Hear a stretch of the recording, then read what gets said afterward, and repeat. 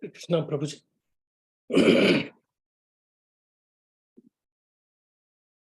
Hare Krishna, Balram Shakti Prabhu.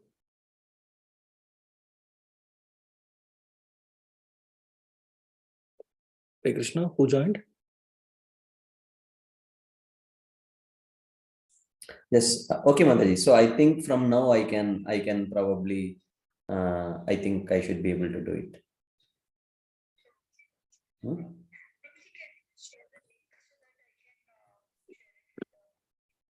Okay, okay. How do I get the link from this?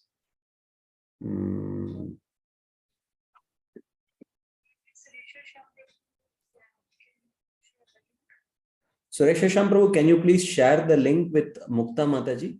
Yeah, I will share, Prabhu. Yes, I will put it in the group. Huh? Yes. Just don't put it in the group. You share it with Mukta Mataji. Yes. I'm not, because Mataji told that no need to share it in the group. Yes. Yes, Prabhu. You can share it with Mukta Mataji. Yes. Okay, Mataji. I'm sharing. Done, Mataji. No problem. Hare Krishna. Thank you, Mataji. Hare Krishna. Oh, Prabhuji, you also could connect, right, Prabhu? Yeah, the problem was, Prabhu, with the time zone difference. Oh, okay. Because I am in Indian time zone, it is not allowing me. Anyway, devotees are joining now. So okay, Prabhu. Yeah, okay, Prabhu. So we'll wait, Prabhu, for others to join. Yes.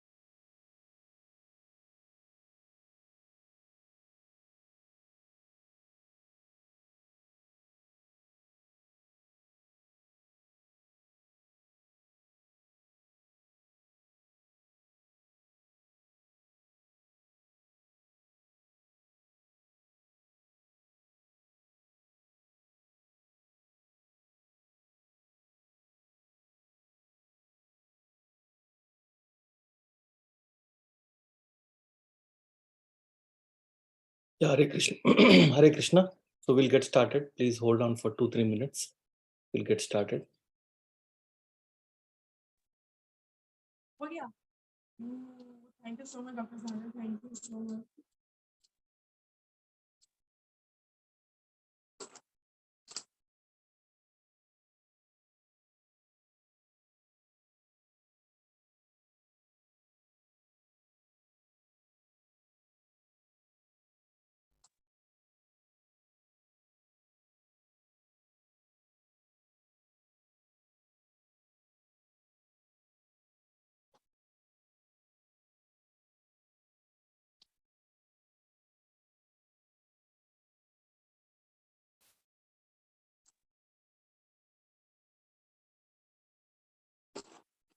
Consultation का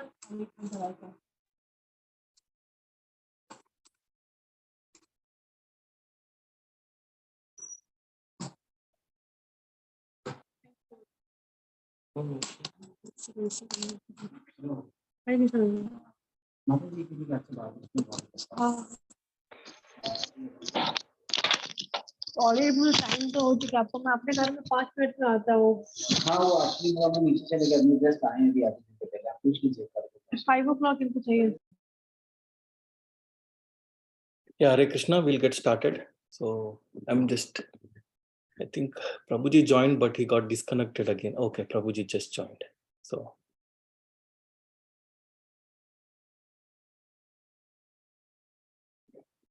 Hare Krishna, Prabhu, Balram Shakti, Prabhu. Shall we get started, Prabhu?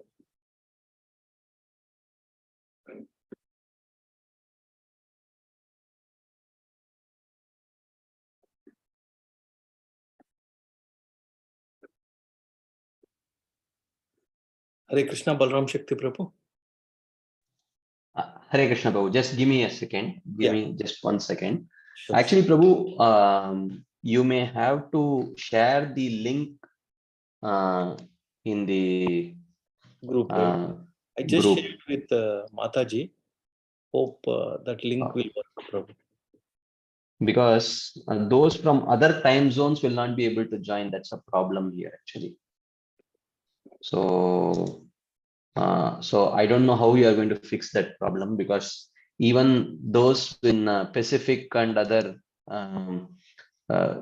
time zones, they will also be not able to join. So that will be an issue.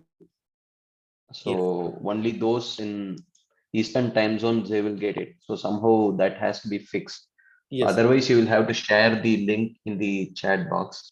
Sorry, in the WhatsApp group. And Mataji still has not shared it in the WhatsApp group yet. So this is how what happens, Prabhu. It gets generated only from the portal. So I'm not able to find that link.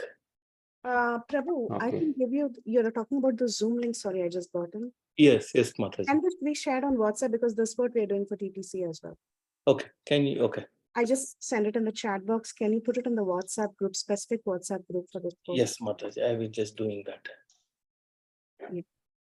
So that everyone joins, because the TTC also will do the same thing. Okay. Yes, Mataji, please join. And let me know. I've already shared it. Okay. Perfect. In the WhatsApp group.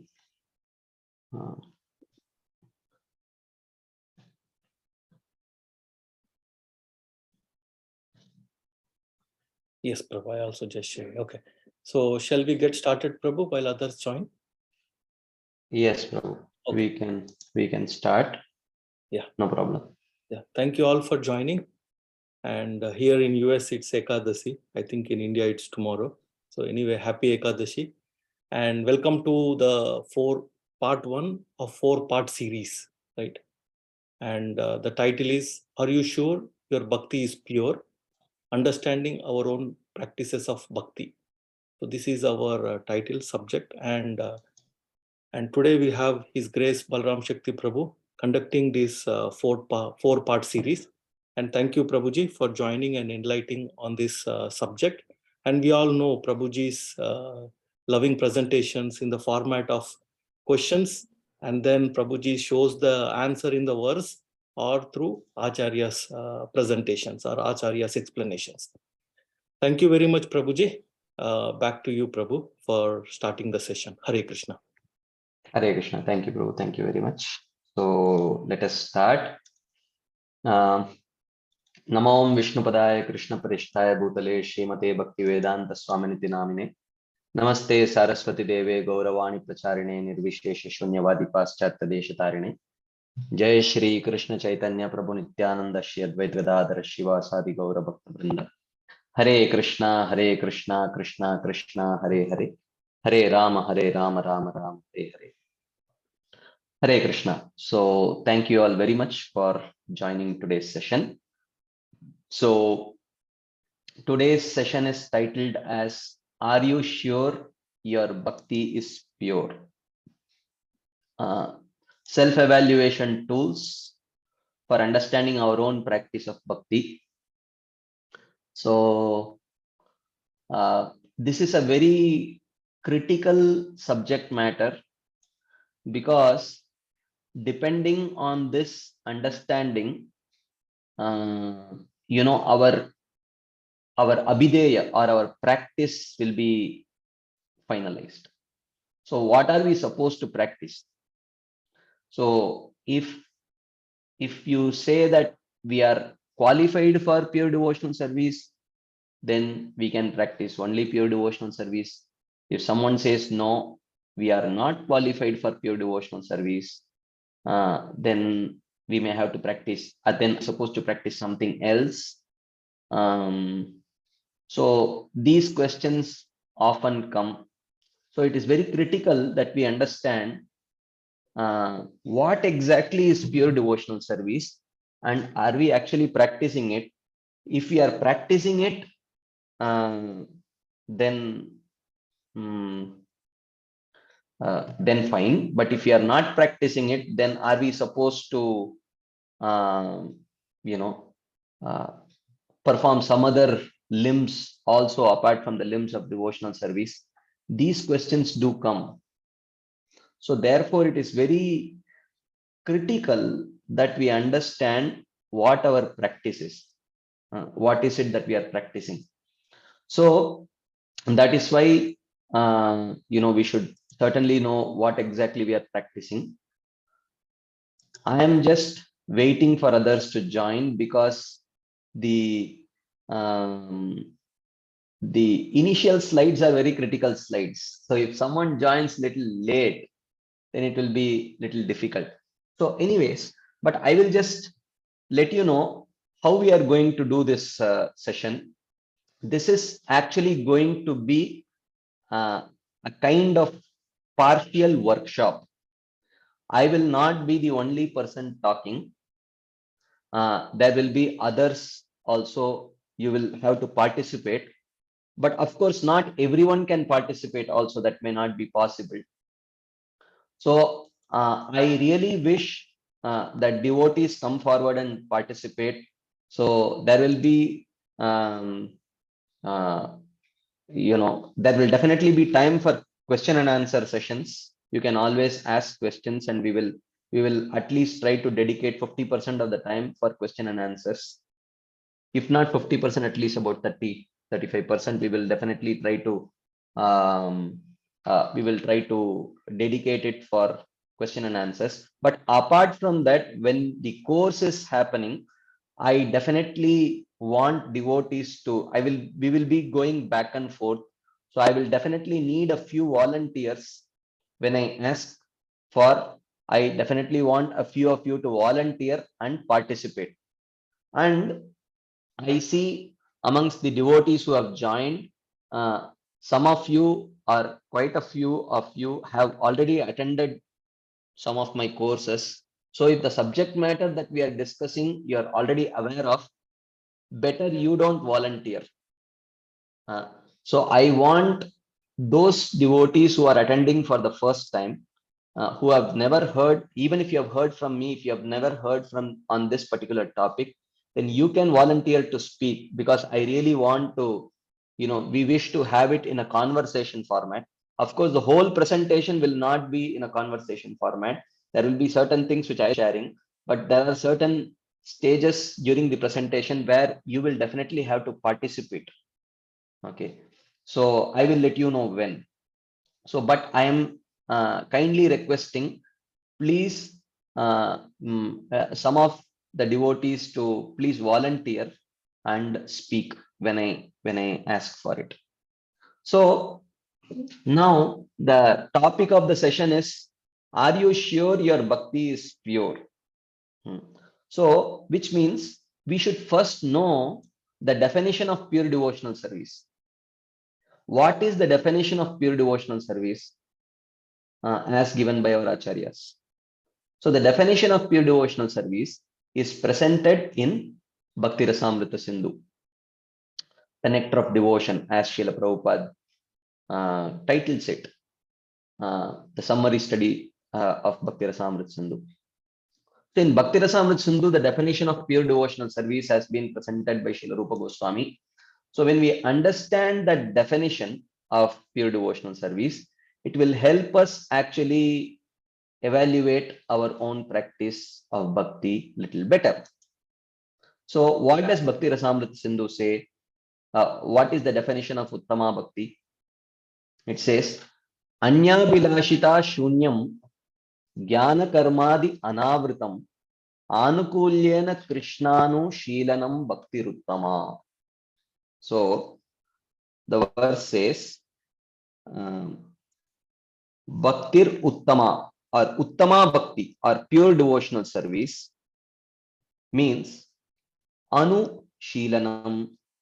The word Anu means continuous service. And Anu means continuous and Sheelanam means service. Service utilizing one's mind, body, and senses. Or mind or body or senses or both, or all of them. Okay. So Uttama Bhakti is defined as continuous service because Anu, one of the meanings of Anu means to continuous. Okay. And it should be directed towards Krishna or his expansion forms or others related to him. So that is the meaning of Krishna. So Krishna or his expansions, Matsya Kurma, Varaha, Narsimha, Ityadi forms, which are expansions of Krishna, or others related to him, the Dham of Krishna, the devotee of Krishna, all of that is covered in the word Krishna. So that is Krishna Anushilanam. So what is Uttama Bhakti? Uttama Bhakti means Anukulyena, Krishna Anushilanam, continuous service or emotions directed towards Krishna, his expansion forms or others related to him, Anukulyena, with a pleasing attitude. With a pleasing attitude, engaging in those service towards Krishna. Now, this should be Anyabilashita Shunyam. This practice of bhakti should be devoid of desires other than the desire to please the Lord. So one should not have any other desire other than the desire to please the Lord. That is Anyabilashita Shunyam. And not only that, that practice should be Jnana Karmadi Anavritam. Anavritam means uncovered.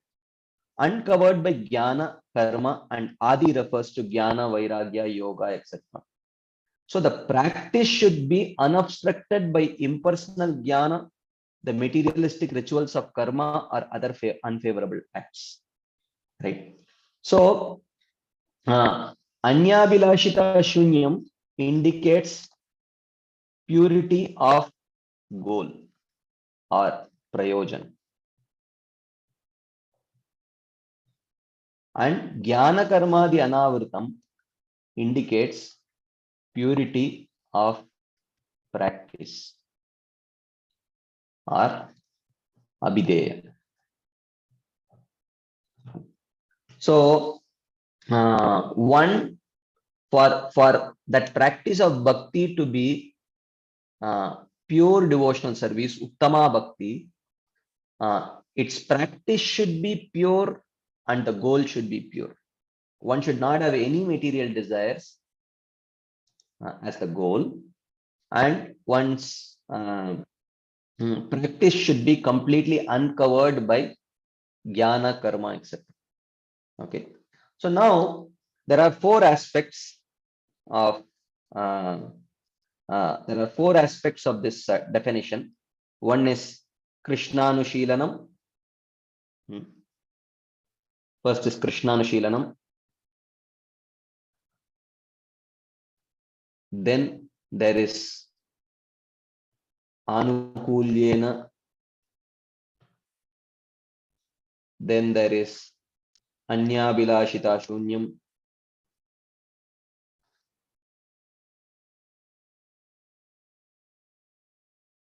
And then there is Jnana Karmadi Anavritam.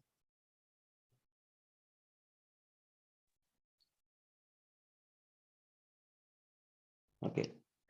So in these four aspects, actually, some are primary characteristics of Uttama Bhakti and some are secondary characteristics of Uttama Bhakti. Mukhya Lakshan and Gauna Lakshana. So Mukhya Lakshan means primary characteristics. What is a primary characteristic? Removing these characteristics, there is no Bhakti only. The whole definition falls apart. We are defining Uttama Bhakti. If the primary characteristics are removed, then there is no Bhakti only. And secondary characteristics or Gauna Lakshan means removing these characteristics, the Bhakti ceases to be of a superior nature. It is no longer Uttama. It is no longer pure, but it is still Bhakti. Okay. So now, can you please identify the Gauna and Mukhya Lakshanas in this definition of Uttama Bhakti? There are four aspects as I mentioned. Anya Bilashita Shunyam, Jnana Karma Vartam, Anukulyena, and Krishnana Shilanam. So you can answer this question by either raising your hands, I will unmute you, or you can type your questions in the chat box. So can you please let me know of these four aspects of Uttama Bhakti, what are the primary characteristics or Mukhya Lakshanas and what are the secondary characteristics or Gauna Lakshanas? Okay. Please do answer this question. Either you can type it in the chat box or raise your hands. Think about it and answer. Yes. Shrikant Prabhu. Hare Krishna Prabhuji. Yes, It is Anukulin and Krishna Anushilanam is the primary. Okay. And Anyabilashita and Jnana Karmadi is the secondary. Okay. Thank you, Prabhu. I am not telling whether it is right or wrong. Others can also answer your questions. Someone says primary is Krishnanushilanam, and someone else says Krishnanushilanam is primary and Anyabilashita Shunyam, Jnana Karmadi Anavritam and Anukulyena are secondary. Okay. Others can also please answer. Someone else says all four are primary characteristics, which means all four should, if they are there, then it is, of course, if all four are there, it should be Bhakti and it should be Uttama Bhakti also. Okay. Shyam Srinivas Prabhu. Prabhuji, Hare Krishna, Danvat Pranam, Ramangi Radhika. Prabhuji, Yes, Krishnanusilanam and Anukulyena are the primary, Prabhuji. Anyabilashita Sunyam and Jnana Karmadi Anavritam are secondary. Okay. Thank you, Mother. Okay. Shyam Mukund Prabhu. Hare Krishna Prabhuji. Yes. The Anyavilashita Shunyam is primary. Jnana Karmadi Anavritam primary. And Okay. Anukulyena and Krishnanushilanam are secondary. Okay. Thank you, bro. Okay. So now, enough. I think now let us evaluate the answers. So, Anukulyena is primary. Why? Because if there is no favorable attitude towards Krishna, then it is not Bhakti only. Okay. And Krishna Anushilanam is primary because that favorable attitude should transform into some service using one's mind, body, or words. Okay. So if these two characteristics are not there, then it is not bhakti only. It is not even mixed bhakti. So therefore, Anukulyena and Krishnanushilanam are primary characteristics. And but on top of that, so if there is no favorable attitude towards Krishna, if you don't consider Krishna to be the supreme personality of Godhead, if you don't consider Krishna to be the most worshipable personality, okay, and so that is Anukulyena, and if you don't actually worship him, which is Krishnanushilanam, okay, if you don't actually worship him using your mind, body, or words, then it is not bhakti only. What to speak of prayer, Uttama bhakti or Mishra bhakti, it is not bhakti only. So therefore, if you remove the third and fourth characteristics, the first and second characteristics have no meaning. But if you remove the first and second characteristics, still the third and fourth characteristics talk about bhakti. Okay. So third and fourth characteristics, it should be there for that practice to be qualified as bhakti.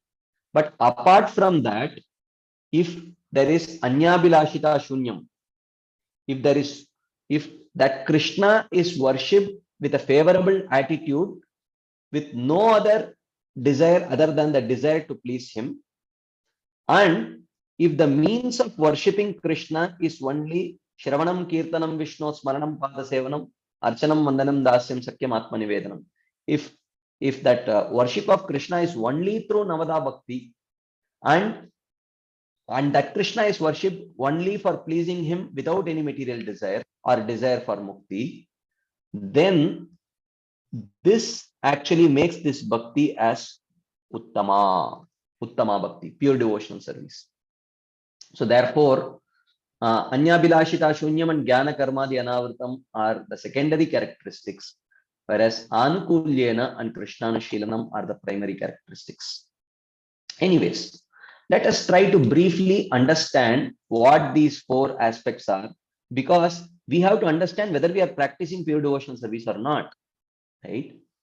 So let us do this exercise. Let us try to understand what these four aspects are. We have very briefly understood, but let us try to understand in a little bit more detail what these four elements of Shuddha Bhakti are. First, Anushilanam. So Anushilanam, Kila Jiva Goswami says, I'm not taking the whole commentary because that will take 4 or 5 sessions in itself. I am just very briefly touching some important points. So Anushilanam means continuous engagements of mind, body, and words in Krishna's service. That is Krishna Anushilanam. So Cheshta, so Anushilanam, he says, it has two types: Cheshta Rupa Anushilanam and Bhava Rupa Anushilanam. Cheshta means actions. Bhava means emotions. Okay. So Cheshta Rupa Anushilanam means it indicates continuous actions using mind, body, and words without any spiritual emotions. Okay. There is no spiritual emotions. Spiritual emotions means, feeling, as soon as you chant the holy names, tears flow from eyes, hair stand on end, all that. Okay. So generally this refers to devotional service at the sadhana bhakti stage. And bhava rupa anushilanam means this indicates continuous actions using mind, body, and words with spiritual emotions. So this generally refers to devotional service in bhava and prema bhakti stages. Okay. So he says that this anushilanam means, but in general, anushilanam means continuous, which is indicated by the word anu, and actions using mind, body, and words, which is indicated by the word shilanam. Okay. So there has to be continuous engagement of mind, body, and words in the service of Krishna. Okay. So now, talking about Krishna, what about Krishna? So because he defines Shuddha Bhakti as Krishnanushilanam, rather than Bhagavad Anushilanam, or rather than Ramanushilanam, or Narasimha Anushilanam, but he says Krishna Anushilanam. Why? He says Krishna includes Krishna or persons related to Krishna either in Cheshta Rupa or Bhava Rupa. Okay.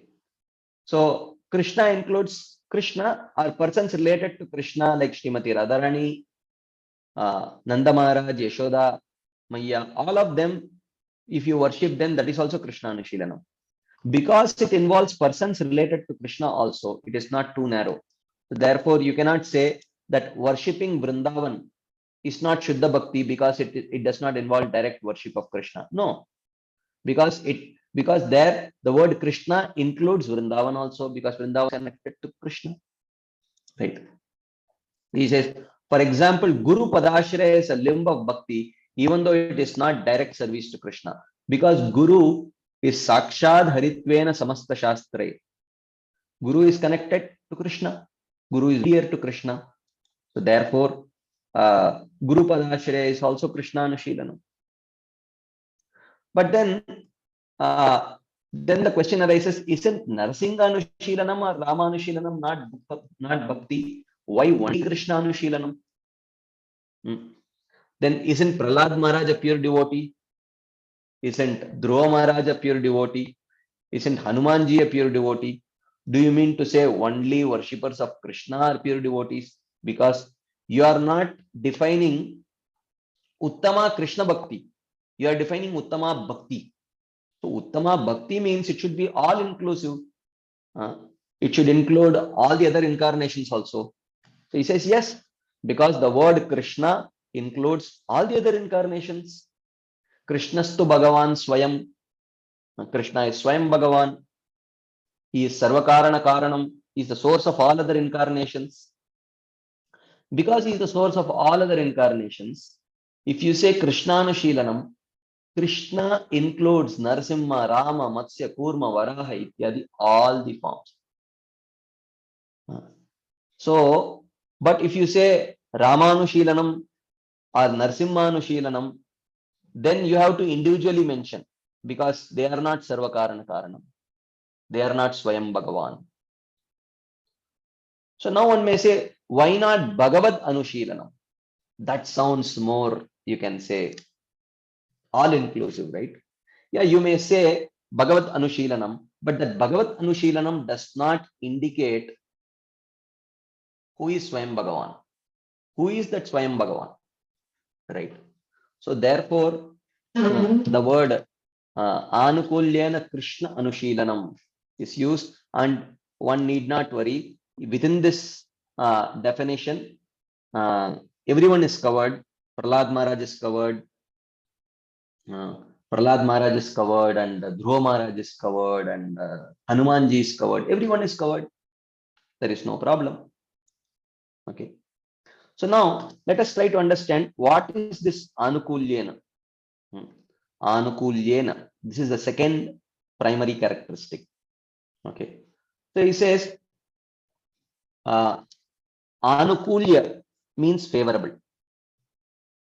Anukulyena means with favorableness or friendliness or devoid of hostility. This is the meaning of Anukulyena. Anukulya means favorable. Anukulyena means with favorableness. Because one may think, why don't you call it Anukulya Krishnanushilanam? Anukulya Krishnanushilanam should be fine. Why Anukulyena Krishnanushilanam? So Anukulya means favorable. Anukulyena means with favorableness. There is a difference. So he says Anukulya describes how Anushilanam should be executed. This limits the definition of bhakti, as acts done with pratikulya attitude cannot be bhakti. Because you can say, anyways, we will see this little bit more in detail in the next slide. So there could be two possible definitions of Anukulyena. that which is pleasing to Krishna and that which is done for pleasing Krishna. Which is right and why? Can someone answer?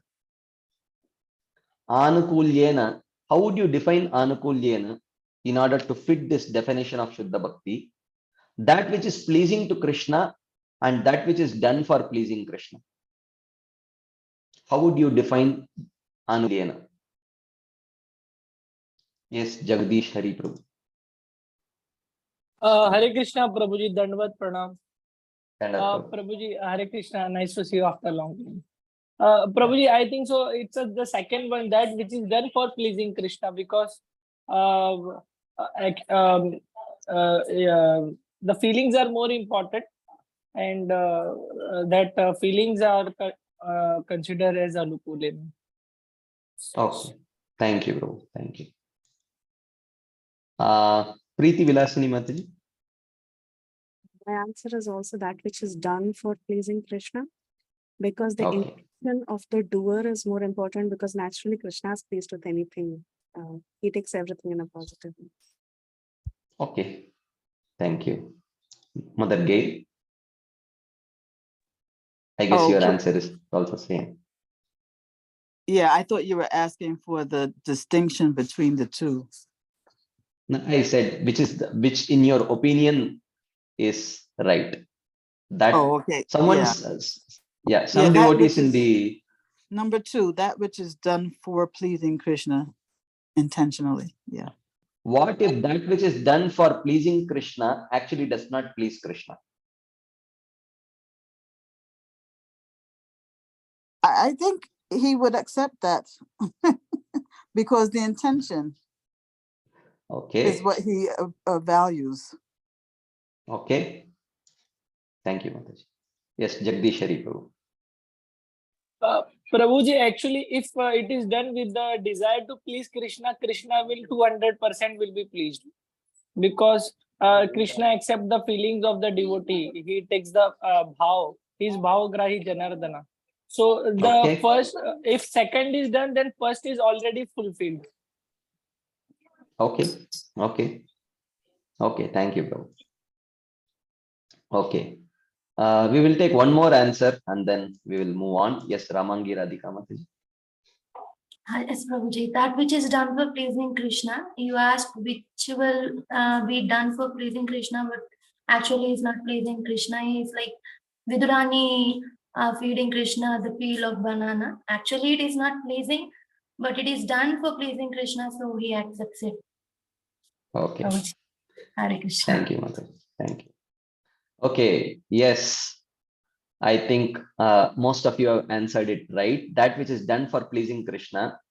So Anukulyena cannot mean pleasing for Krishna. Why? Because such a definition is both too extensive and too limiting.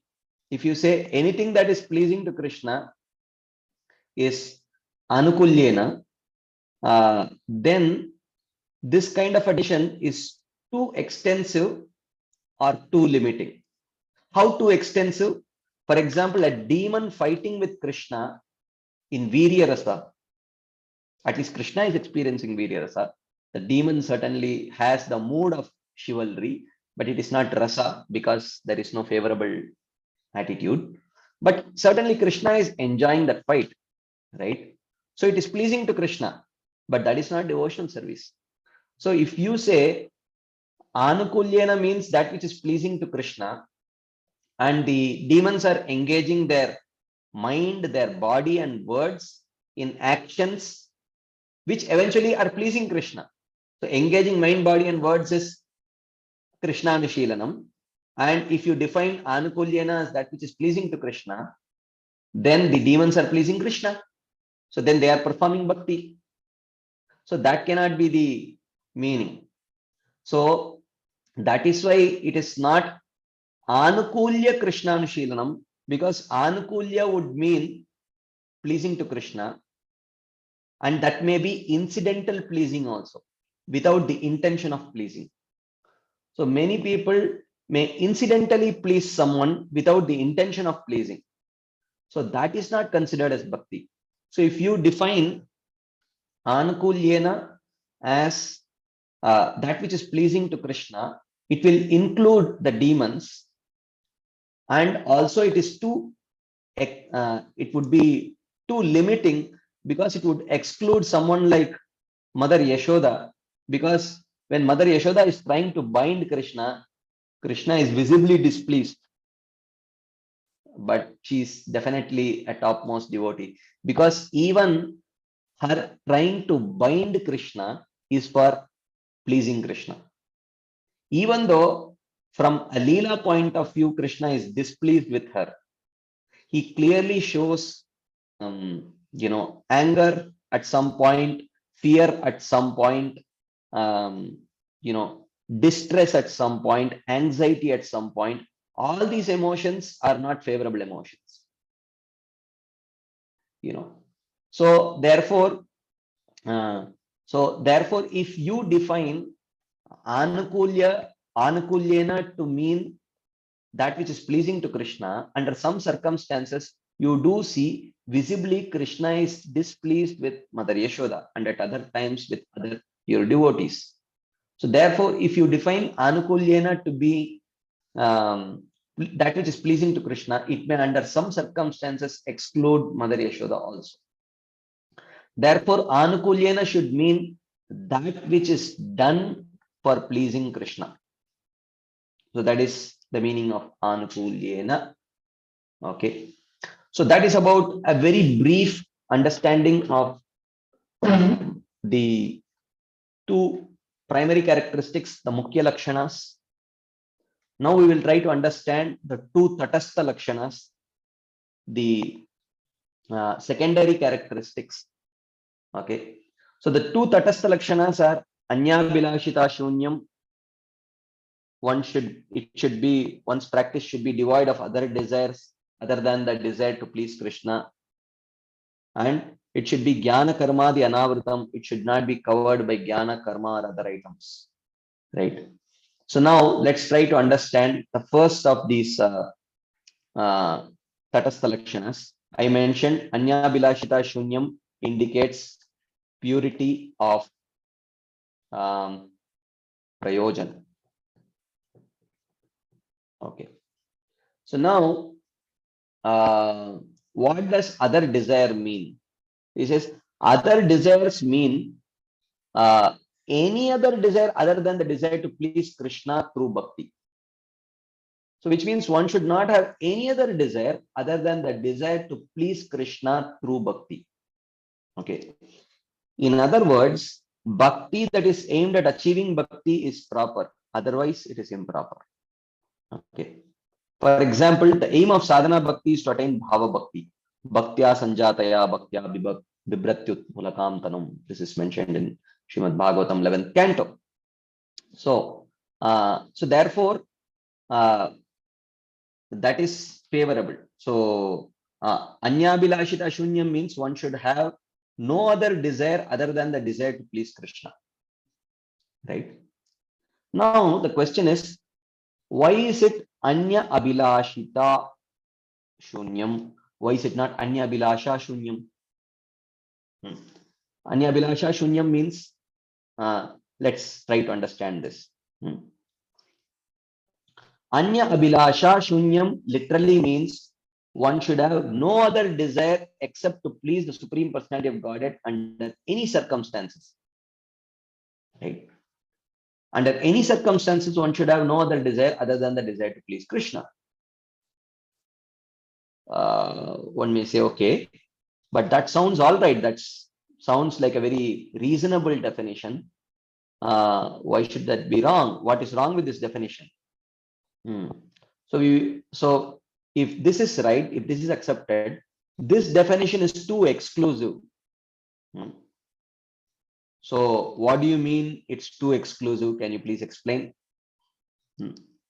So he says that if this definition is accepted, then Draupadi cannot be accepted as a Uttama Bhakta, just as Gajendra is not considered as an Uttama Bhakta. How? So when Draupadi was being disrobed in the gambling hall, so Draupadi was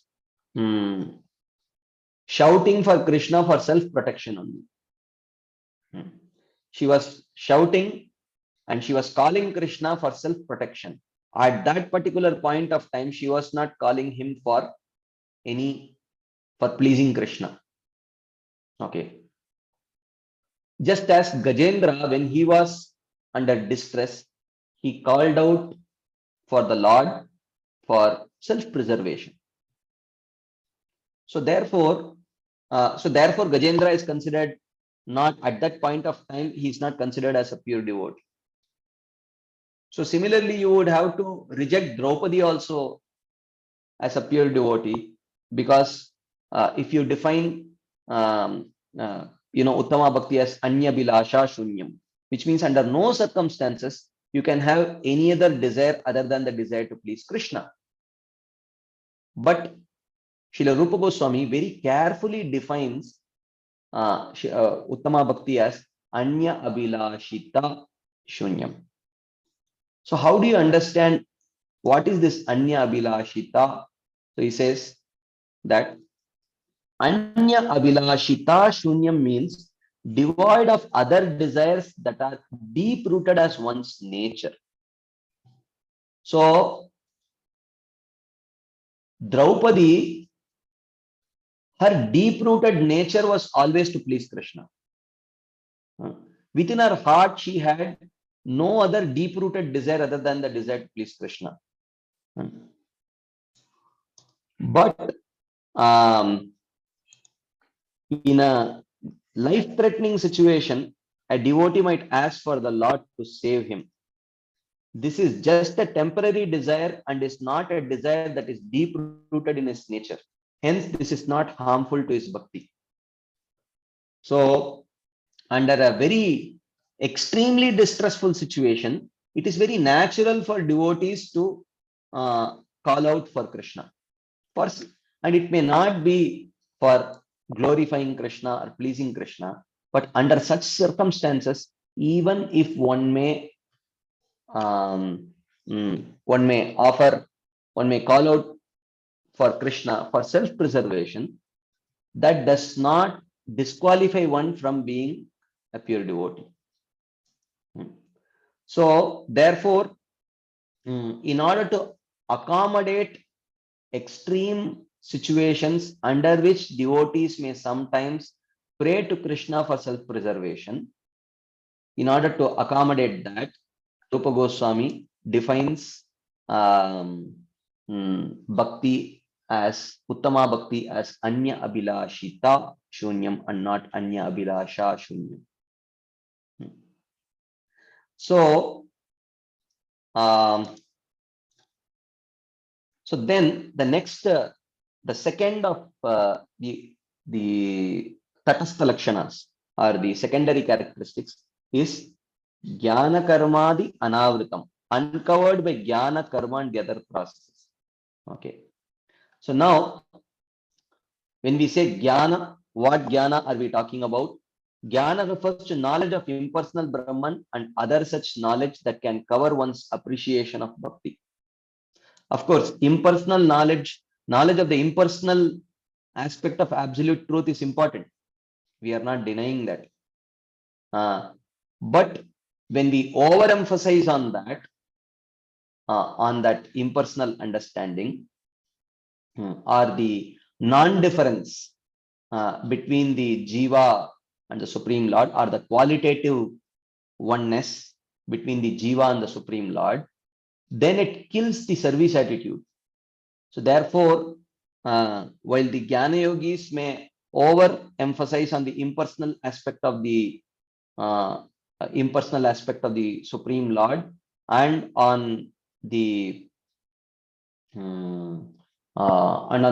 qualitative oneness between the Jiva and the Supreme Lord, that actually is correct, but overemphasis on that or over meditation on that kills the desire to serve, right?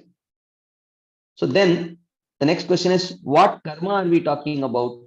Karma refers to Nitya and Naimittika karmas and not actions related to serving the Lord.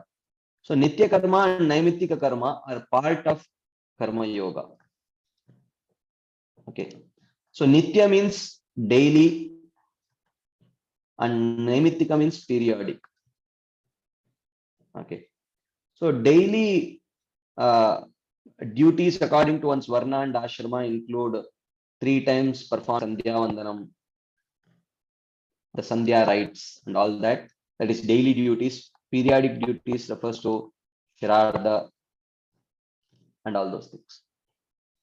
So one should not think that one is bound to commit or to perform these kind of activities.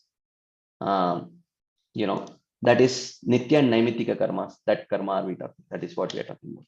And what is the meaning of Adi? Because it is not Jnana Karma Anavritam, it is Jnana Karmadi Anavritam. What is Adi? Adi refers to Vairagya, Sankhya, and Yoga. Such things obstruct pure bhakti. Srila Rupa Goswami mentions that they actually, when Vairagya, Jnana, etc., are independently practiced, it makes the heart very hard, which is unfavorable for progressing on the path of bhakti. So, then the next question is, if bhakti has to be devoid of the influence of jnana and karma, why not jnana karma shunyam? Why is it anavritam? Anavritam means uncovered. Okay. Anavritam means uncovered. So it should be, we will take questions little later. I will pause for questions. At that time, we will definitely take questions. So, okay. So he says that why is it anavritam, uncovered? Okay, I think someone has unmuted themselves. Okay. So, okay, I will not allow devotees to unmute themselves. I'll unmute devotees if you want to speak. Okay. Okay. So, Jnana Shunyam would exclude knowledge of scriptures like Bhagavad Gita and Srimad Bhagavatam, which are very vital for one's progress in bhakti. And Karma Shunyam would exclude activities like Archanam and Kirtanam, which are essential limbs of bhakti. So, karma means action. So, if you define karma means action, then definitely, if you say bhakti is jnana or karma shunyam, then it cannot involve Shravanam, Kirtanam also, because Shravanam, Kirtanam, etc. are also activities. Okay. If you say, if you say jnana shunyam, then jnana includes knowledge of Bhagavad Gita, Bhagavatam, which are very vital for one's progress in bhakti, then it would exclude those scriptures also. So therefore, this definition forbids only those type of jnana and karma that covers bhakti. Therefore, it is anavritam and not sham. Okay. So now this is a very brief understanding of the definition of pure devotional service. Anyabhilashita shunyam jnana karma dyanavritam anukulyena krishnanushilanam bhaktir uttama. Okay, this is uttama bhakti. So now, so why did we understand this definition? Because the whole workshop is trying to evaluate, are we practicing pure devotional service or not? If yes, then are we supposed to do anything else? If no, then are we supposed to do anything else? So this is what we are trying to understand. So for now, this is a very brief deliberation on the definition of pure devotional service. So before we move further, if there are any quick discussion points, comments, questions, anything anyone would like to share as add, you can please go ahead. You can either raise your hands or you can type your questions in the chat box. I will pause for a few seconds to see if there are any quick questions. Yes, Jagdish Hari Prabhu.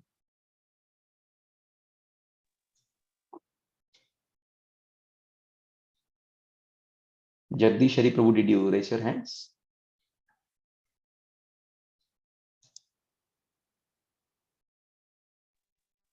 Hare Krishna, Prabhuji, Dandava Pranam. Yes, Prabhuji, Prabhu. you very nicely explained about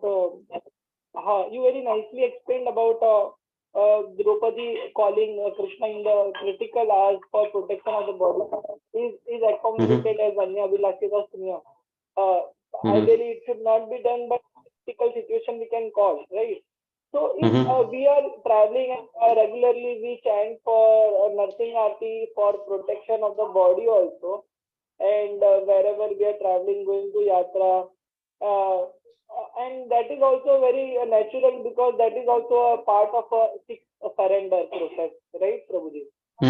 So I always think that we be calling Krishna for protection because we do call Krishna through nothing arti for protection because he is our maintainer, he is our protector. That is the six limbs of Sharnagati. So, how can it be then Anya Abhilashita Shunyam then our process of this? Then Okay, it comes I will choose. Shunyam only, yeah. I will choose not to answer this question right now because the whole seminar is to evaluate that. So we will little bit postpone answering this question to little later because that will be covered as a part of our workshop. Okay. Yeah. Yes, Mother Gail. Sorry, I muted you, Jagdish Hari Prabhu. I'll come back to you. Just give me a second. Yeah, Mother Gail. Yeah, Hare Krishna Prabhu. Yeah, I had never heard the terms Gauna and Mukhya Lakshanam, only, first and secondary, primary and secondary characteristics. So at first, I was thinking Gauna and Mukhya, one referred to primary, one referred to secondary, but apparently both Gauna and Mukhya refer to the two primary characteristics, correct? No, Mukhya means two primary characteristics. Gauna means two secondary characteristics. Oh, okay. Wait. Mukhya is two primary. And Gauna is two secondary. And it's two secondary. Yeah. Okay. Thank you, Prabhu. Thank you. Correct. Okay. Yes, Shyam Mukund Prabhu. Hare Krishna Prabhuji. Yes, Prabhuji, so while working in office, so sometimes there is a peer pressure. So sometimes even if we don't want, our managers ask that you are not desiring for promotion and all that. So you should also go. They are pushing us. So even if I don't pray to Krishna for that, but that desire due to peer pressure is there. So is it that I am desiring that? These type of questions are part of next session. I mean, the session that we are going to start now. So please hold on these kind of questions to the next session. Just give me in a few seconds. We are starting the next part. So please hold on your questions. Okay.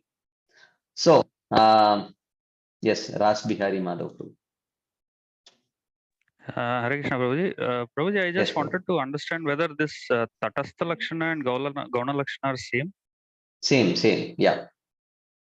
Okay, Prabhu. Thank you. Yeah, they are same. Yeah. Okay. So now let us move on.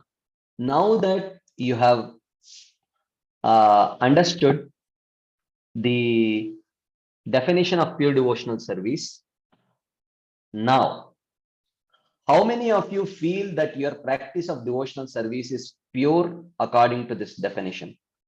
So I will again tell the four aspects. Anya Bilachita Shunyam. One should not have any other desire other than the desire to please Krishna. Second, Jnana Karma Dhyanavritam. One's practice should not be covered by Jnana, Karma, Yoga, Vairagya, etc. And Anukulyena, one should have a favorable attitude towards Krishna. And Krishna Anushilanam, one should continuously engage one's mind, body, and words in the service of Krishna. So now my question to you is, according to this definition, how many of you are practicing pure devotional service? You can please raise your hands.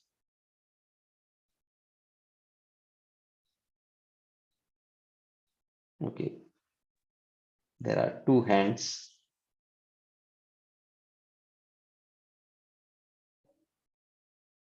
Okay. Okay. There are 3 devotees who have raised their hands. 4. One by one more are raising your hands. Now, let me ask the next question. Okay. How many? So you can, those of you who have raised your hands, you can put your hands down, please. Okay. Please put your hands down. How many of you don't feel so? How many of you think that you are not practicing pure devotion service? You can please raise your hands. I will pause for a few seconds. Please do participate. It's a workshop. It is not a lecture. So please do. And the most important part of this here is voting. You have to vote.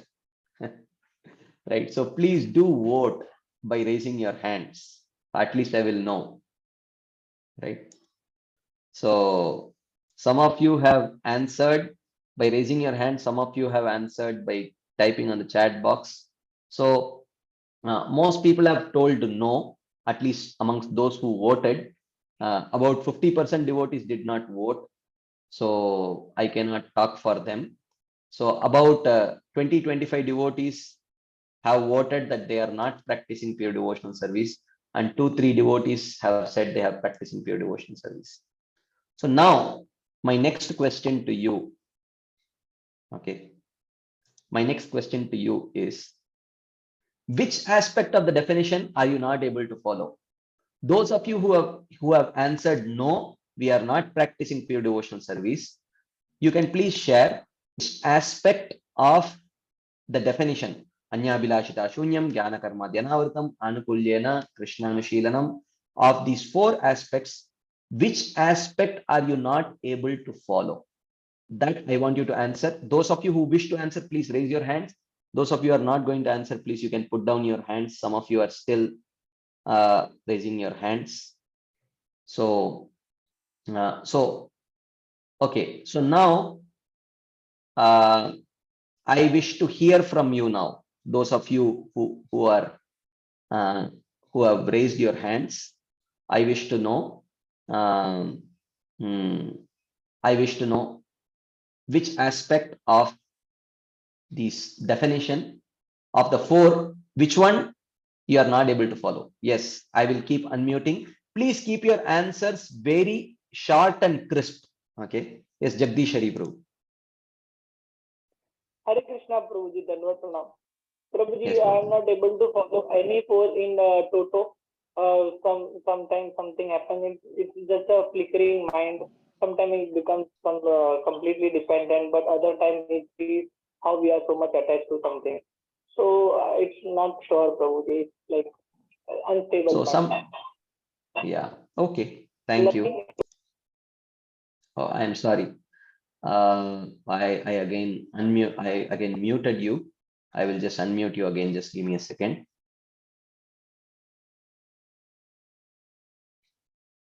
Yeah. Can you please complete your answer? Yes, Prabhuji. So I was just telling that mind is flickering. We Mhm. can never say that we are following all the 4 regulatory principles 24/7 around the clock. Mhm. It's Okay. very difficult. Saying itself is a big ego. Yeah. Okay. Thank you, Prabhu. Thank you. Okay. Lakshmi Mataji, would you like to answer? Hare Krishna, Prabhuji. Dandavat Pranam. Prabhuji, Dandavat. definitely mine is Anyabhilashita Shunyam, where Uh-huh. not able to do that completely. Anyabhilashita Shunyam every moment. So Okay. Jnana Karma Dhyanavritam Anukulyena Krishnanushilanam, and at least I'm positive that yes, I am falling into this, but definitely Okay. Anyabhilashita Shunyam. Okay. Thank you, Mataji. Thank you very much. Ras Bihari Madhav Prabhu. Yes, so the same thing from me also. Problem with focus chanting and many other desires and other things which are probably hindering my progress is what I think. Okay. Thank you. Thank you very much. Anup Prabhu. Yeah, Hare Krishna. Prabhuji. Same, Yes. same Prabhuji. Even though we know what all the rules, but every day we will be missing our timelines or every day missing something. And Pratikulan, I mean, even though we know what we should not to do, but Okay. every day we will do some more the other sinful activities that it is not pleasing to Krishna, not pleasing to Rishama. So which means which aspect of these four definitions you think you are unable to follow? The rules and regulations, somewhere or No, other. four things we saw, right? Anya Yeah. Bilashita Shunyam, Jnana Karma Dhyanavritam, Anukulyena, Krishnanushilanam. Of these four, tell me Anukulyena. which you Anukulyena, Yeah. or is it Anya Bilashita Shunyam? Yeah, both of them project. It's not like every time we are following one thing perfectly. I mean, all the four, somewhere or other, we are breaking. Okay. Okay. Thank you, Prabhu. Yes, Srijan Prabhu. Hare Krishna, Srijan Dandavat Prabhu. Pranam, Prabhuji. Dandavat Prabhu. Am I Yes. audible, Prabhuji? Yes. Thank you, Prabhuji. I think, Prabhuji, that mainly Anyabhilashita Shunyam. So the desires, what I feel is maybe like in a day-to-day routine, that like fully doing things for the desire of Krishna. That is happening or not, I feel there is because sometimes we do it for our pleasure or something.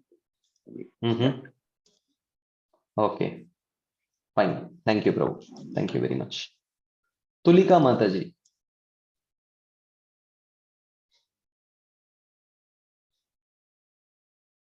Tulika Mataji. Yeah, Hare Krishna, Dandavat Pranam. Dandavat Mataji. Yeah. Your internet is poor, Mataji. All the aspect because hello. Yeah, your internet seems to be Hare little Krishna. bit. Yeah, you can switch off your video, Mataji. Okay. Yeah. Yeah. Yes. You can speak now. Yeah, Krishna. Do you hear me now? Hello. Yeah. Hare Krishna. Yes, Mataji. Yes. Yes, I am able to follow all principles. Everything is very suitable for me because I am staying at Govardhan Eco Village. So by fortunate, I am getting the Sangha good devotees association. But I'm following everything. But my mind is so much monkey mind, and I have so dark thoughts. That is only just coming. That time getting so much thoughts, unwanted thoughts are coming, and that is only distracting me a lot to focus on anything. And and somehow I'm feeling that my emotional I have no material desire, like I want this. But yes, some emotional desire I also I think I'm blocking me. Okay. Thank you, Mataji. Yeah, of course, emotional desires are also in one sense like material only. Okay. But Prabhu.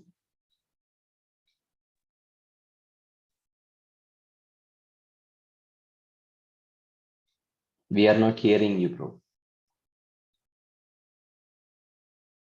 Okay, some of you, if you have poor internet, you can always type your answers. I will take your answers there also. If you have good internet, you can please speak. If you have poor internet, you can type your answers. We will take those also. Yes, Krishna Rupa Mataji. Hare Krishna Prabhuji, Dandavat Pranam Prabhuji. So Yes, I struggle with Anukulyena Krishna Anushilanam, and I also struggle with Anya Abhilashita Shunyam, because still, bhakti is mixed with karma and jnana, and it is not really very pure bhakti that we are doing. And because the mind is very Mataji. I'm sorry? We are you. Mine, Prabhuji. I'm struggling with yeah. Okay. So and also because my mind is very rebellious. So Anukulena Krishna Anushilanam. So good instructions following of Krishna, Guru, Shiksha Gurus and all, it's little difficult because of that false ego being very strong there, like So I struggle Okay, with, yeah. fine. Yes, Mother. Thank you. Thank you. Okay, Mother Gail. I Hare think you Krishna. have attended this session before, Mataji. I am not very sure technically if I should allow you to answer this question. Oh no, this definitely is a question for me, because my answer is very similar to two Matajis ago, talking about emotional desires. So the emotional desire is so deeply rooted that it's not it's not it's not clear for me whether even though I know the Siddhanta, right? Even though I know what what pure devotion is, I'm not able to discern whether that deeply rooted emotional desire is actually driving me in my devotional service, or is it actually, the real objective of purely loving Krishna. So can you simplify it for all of us? So of the four, which one do you think? Yeah, is Abhilashita. Anya Bilashita Shunyam. Okay. Yeah. Mm-hmm. Yes. Thank you, Mother. Thank you. Okay. I am little surprised. Generally, there are two problems which generally people say. If you had carefully noticed the definition, if you have carefully heard the definition, there are two things which people generally have problem with. One is Anyabilashita Shunyam.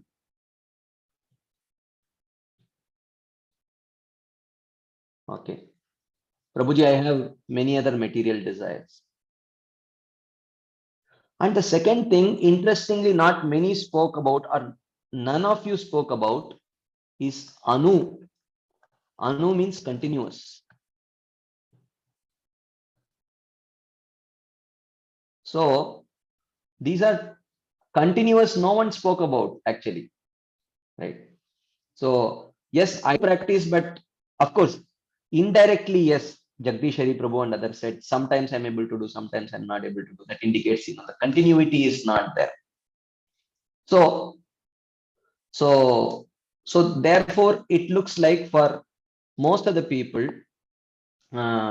most of those who voted for this, it seems like the problem is with following one or more of these principles. But most of you either directly have mentioned or indirectly have suggested that the problem is with Anyabilashita Shunyam.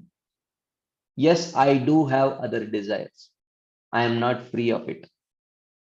So now, so if your practice is not pure devotional service, then the question is, are you practicing mixed devotional service? Because either there is, so anyone here who says that I am not practicing devotional service at all, anyone who falls in this category, I don't worship Krishna at all, I don't consider Krishna, I never worship him. Anyone falls within that category? I hope not. So, but still, so some form of devotional service you are certainly practicing. So now the question is, if you are not practicing pure devotional service, then the question is, are you practicing mixed devotional service? This question comes. Don't answer this question because we still have not seen the definition of mixed devotional service. Okay. So let us see what is the definition of mixed devotional service, and then you can vote again. Okay. Okay. So we will hear from Kapila Dev in the 3rd canto, 29th chapter. He talks about mixed devotional service. So we are going to understand what is mixed devotional service. Okay. So he says, Abhisandaya yo himsam dambam matsaryam evava samrambi binnadrik bhavam mai kuryat satamasaha. So this is, he is talking about what is tamasic bhakti. Okay. He says, Samrambi, the angry person, Bhinnadrik, who is devoid of compassion, Yaha Mai Bhavam Kuryat, who worships me with intentions of violence, pride, and hatred is tamasic in his bhakti. So this is, he is angry, he is violent, he is proud, he with hatred, with that he worships Krishna. So that is tamasic bhakti. What is rajasic bhakti? Okay. Vishayan abhisandaya yasha aishwaryameva va archadav archaye vyomam prutak bhava sa rajasaha. So he says, Yaha mam archayed. He who worships me, archa adav, in the forms of deities and others, prutak bhavaha abhisandaya, with the desire for other objects. So he worships Krishna with desire for other objects, or for some material gain, or for some fame, for some wealth. He has rajasic bhakti. So rajasic bhakti is where there is desire for other objects, desire for some fame, desire for some wealth, then that is rajasic bhakti. And the third type of mixed devotional service is karma nirharam uddishya parasmin va tadarpanam yajed yashtavyam iti va prutak bhavasa satvikaha. So yajed, that one who worships me, karma nirharam uddishya, with a desire to destroy karma, which means with a desire to destroy karma means I don't want to suffer. I don't want to remain in this material world. Okay. With that desire, if one worships Krishna, parasmin tadarpanam, making his works as an offering to the Supreme Lord, or executing the worship as a duty, with a desire for liberation. Desire for liberation means liberation from atmic, adibautik, and adidaivik kleshas, with a desire to escape suffering. If one performs devotional service, that is called as Satvika Bhakti. Okay, these are the three types of mixed devotional service.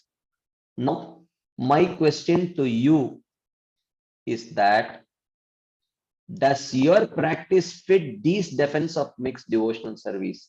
You can please raise your hands if you feel so. If you feel so, you can raise your hands and you can share what you feel.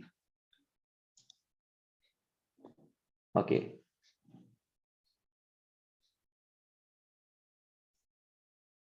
Only one devotee has raised your hands. Others are slowly raising. If those of you who said your practice is not pure devotional, now we are seeing the definition of mixed devotional service. Does your practice of bhakti fit this definition of mixed devotional service? I will go over the definition once more. Those of you who have raised your hands, keep your hands up. Right. So, yeah. So here, tamasic bhakti. So he worships Krishna with the intention. He's an angry person, devoid of compassion, worships Krishna with intentions of violence, pride, and hatred. And the one with rajasic bhakti, he has desire for material gain, he has desire for fame, he has desire for wealth. For that, he worships Krishna. The sattvic person, he worships Krishna with a desire to destroy his karma, and he has a desire for liberation. So that is sattvic bhakti.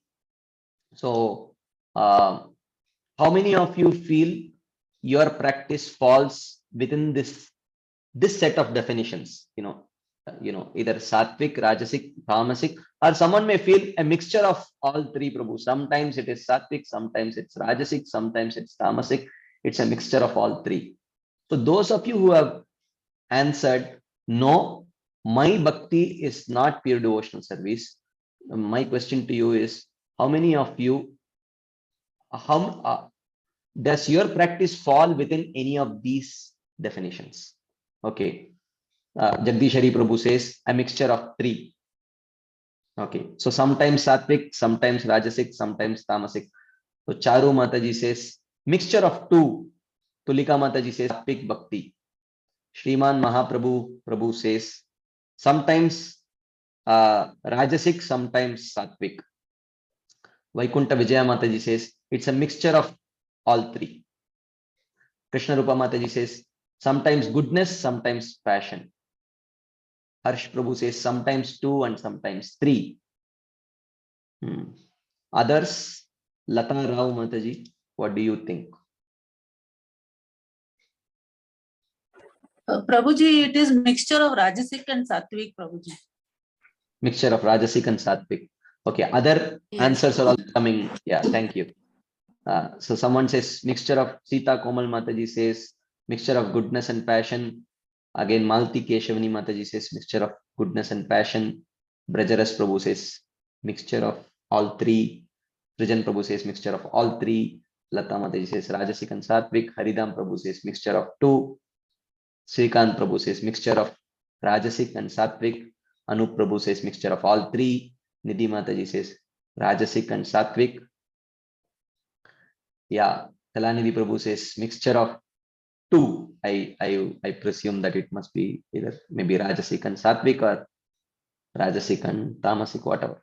Anyways, so but thank you all very much for answering this question. So now the polling is not over yet. The polling is not over yet. So most of you, when I asked you, is your practice of, we saw the definition of pure devotional service. And then when I asked you, are you practicing pure devotional service? Most of you answered no. And then we saw the definitions of mixed devotional service.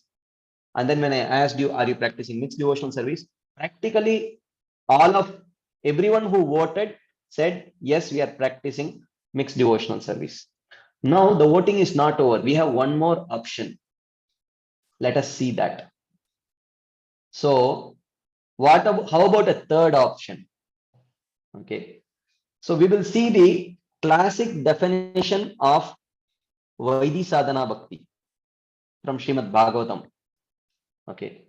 Let us see the classic definition of Vaidhi Sadhana Bhakti. And we will see. But before that, I wish to answer one question. Not right now. I will answer it. Someone, Hari Prasad Prabhu had asked, I thought mixed devotional service means Karma Mishra, Jnana Mishra, and Yoga Mishra Bhakti. Generally, Karma Mishra Bhakti, if it is Sakama Karma Mishra Bhakti, generally it falls under Rajasic Bhakti. If it is Nishkama Karma or Jnana Mishra or Yoga Mishra, it generally falls under Sattvic Bhakti.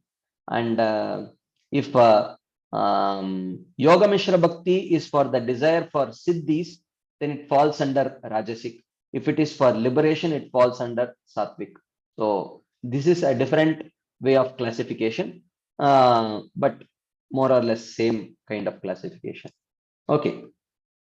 So now let us see the classic definition of Vaidhi Sadhana Bhakti from Srimad Bhagavatam. So please hear this also carefully, and then we will retake the poll. Okay. This is Krishna speaking to Uddhava.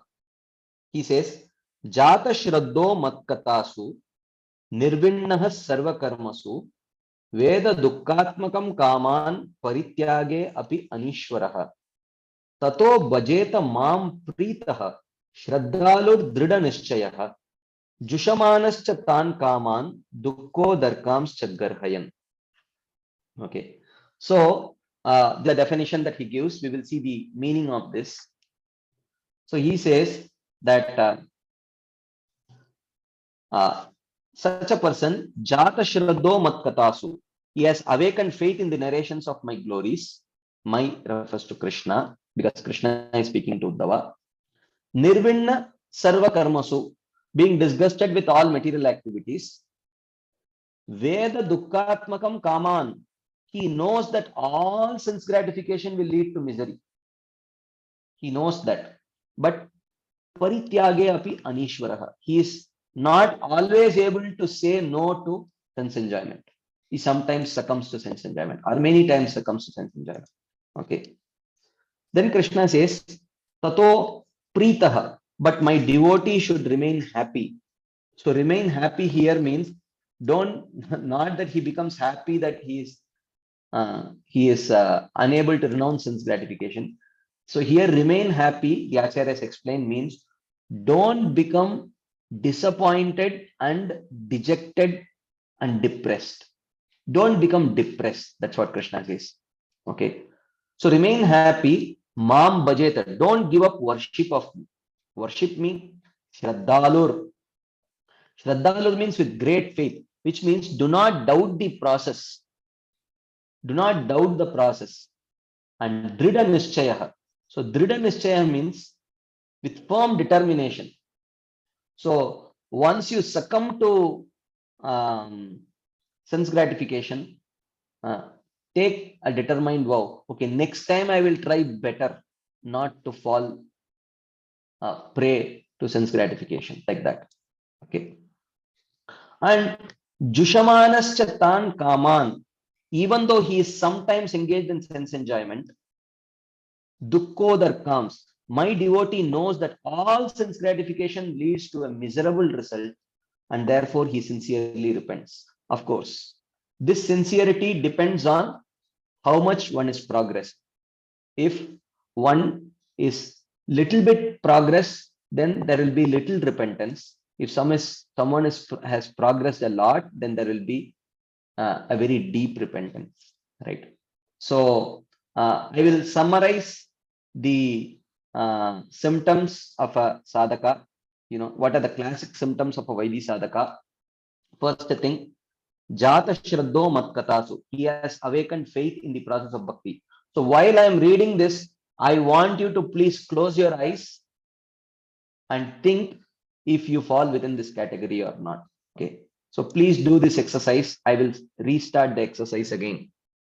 I am reading the classic symptoms of a Vaidhi sadhaka. So please close your eyes and try to reflect whether you have these qualities or not, because we have to retake the pool. So Jata Shraddho Matkatasu. So that person has awakened faith in the process of bhakti. I have faith in the process of bhakti. Yes, bhakti works. I will practice bhakti. Nirvinna Sarva Karmasu. So here material refers to the activities of jnana, karma, yoga, etc. So disgusted means, here disgusted refers to no inclination. Okay. So he has no inclination to perform jnana, karma, and material activities. And third, Veda Dukkatmakam Kaman. He understands that sense gratification eventually leads to misery. He has experienced it in his own life. He has heard it from the Shastras and he believes it. And he has experienced it in his own life that, okay, if I engage in an act of sense gratification, eventually, somewhere or other, it will lead to suffering. Yehi samsparshaja bhoga dukkayone evate adyantavanta kaunteya nateshu ramate buddha. If not anything, at least every good thing, enjoyable thing will come to an end. He knows that. Veda dukkatmakam kaman. But still, parityage api anishwaraha. He is not always able to say no to sense gratification. Sometimes he says no, sometimes he ends up enjoying the same thing. Sometimes he says no, sometimes he ends up enjoying the same thing. Okay. So, and Jushamanascha tan kaman dukko darkamscha garhayan. Okay. Unable to give up sense gratification, he sincerely repents for engaging in such acts.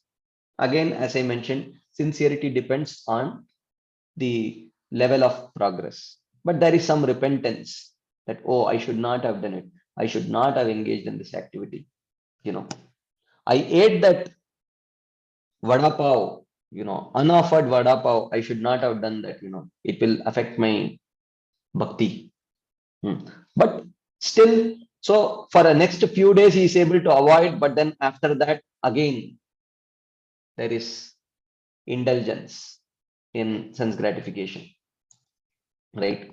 So what is Krishna's instruction to such a sadhaka? First thing he says is tato bhajeta mam. Please do not give up your worship of me. Please continue worshipping me, my dear sadhaka, he says.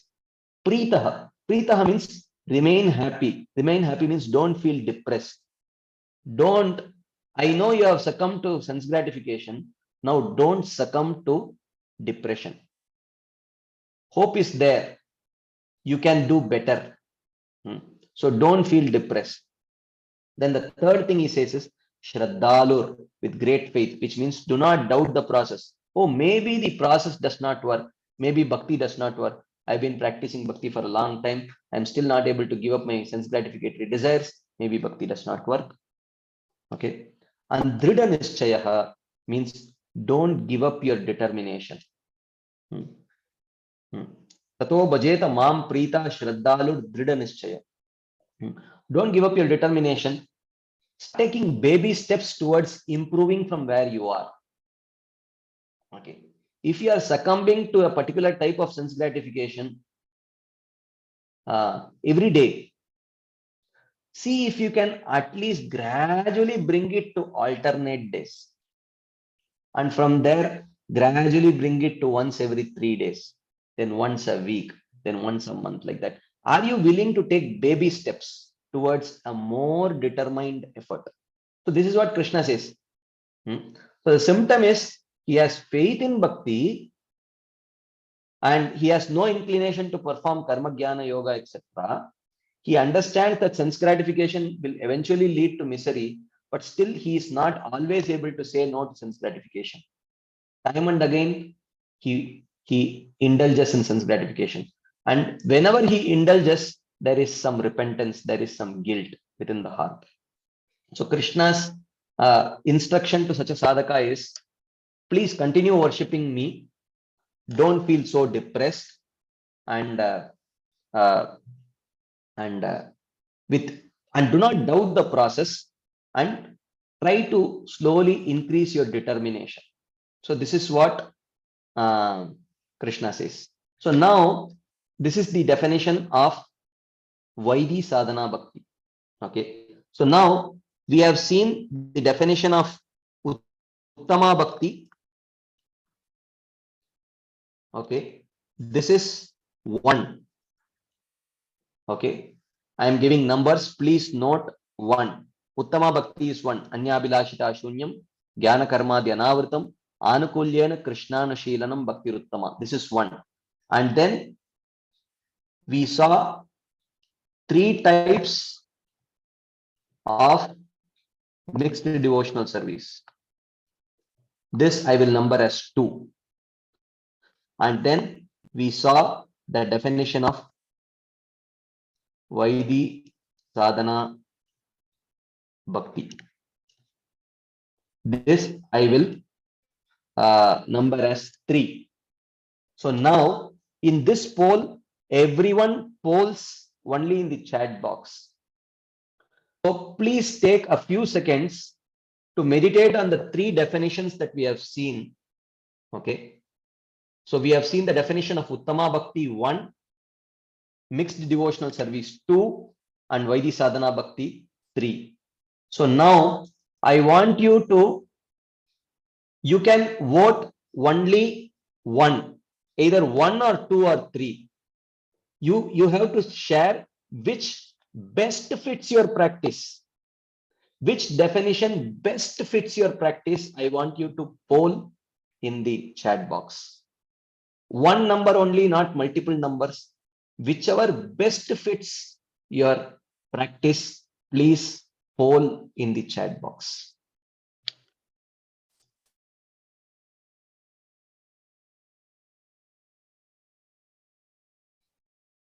Okay. Most of you, practically everyone has typed 3 only, except for one very special personality who has typed 2, and I'm going to ask him to explain it. But okay, but most of you have typed 3. Someone has typed 4. What is 4? We have only 1, 2, and 3. I mean, I don't know why someone has typed 4. I guess you wanted to type 3, but because of mistake. So except for one devotee or maybe 2 devotees, I think everyone has typed 3 only. So the practice which best fits your practice is 3, right?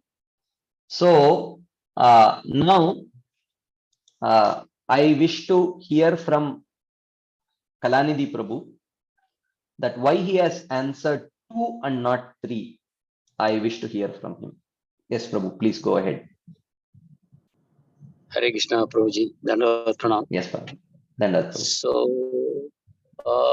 Prabhuji, number 2 fits me well because one thing I am very clear about is that the bhakti process works.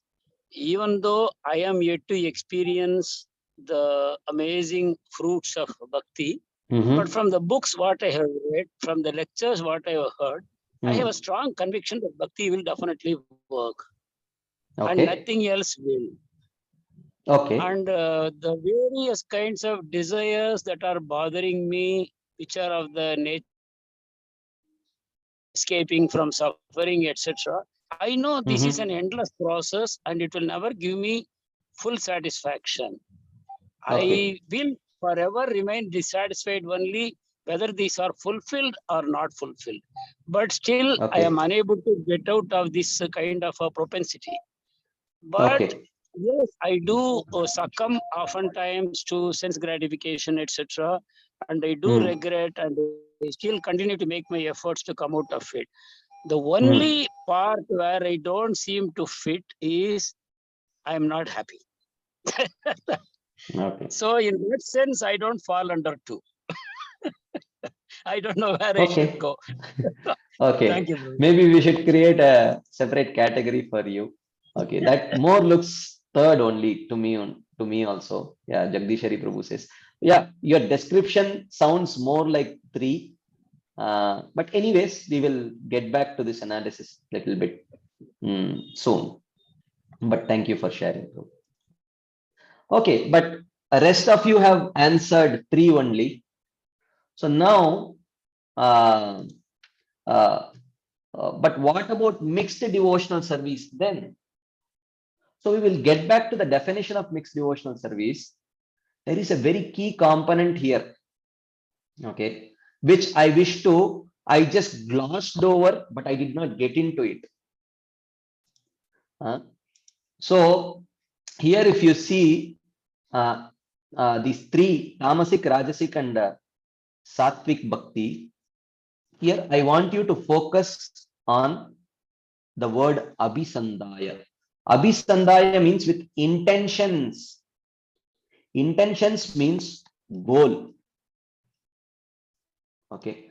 So the mixed devotees have a goal. Sukha sampati gar ave kashtamite tanka. Om Jai Jagadish Hare. My dear Lord, please let me get a lot of wealth. Let me get a lot of happiness. Let all the troubles leave me. Let I live a happy life. That is their goal. So there is a difference between Vaidhi oh, yes. Thank you for pointing this out, Mataji. Chandrarekha Mataji. Yeah, this is a very good observation. Now I can understand the context of what Kalanidhi Prabhu was telling. Tato bhajeta mam prita. Please be happy is an instruction to the sadhaka. It is not a symptom of the sadhaka. If it is a symptom of the sadhaka, then I don't think any of us will fit into that. So now I understand why you mentioned I am not happy. Okay. So this is a very nice point. Thank you for pointing this out. So I am not happy indicates. So Krishna says, be happy, don't be depressed, which means Krishna very clearly understands that whenever you succumb and you are not able to live up to the standards, it is but natural that you will feel depressed and down and morose. That is why understanding that natural propensity, Krishna says, Prita, please be happy. So if you think that you don't fit into the third definition because you are not happy, I would say because you are not happy, that's the reason why you probably fit in 3. That is why Krishna is instructing, don't get depressed, be happy. Which means it is very natural for us to slip into this,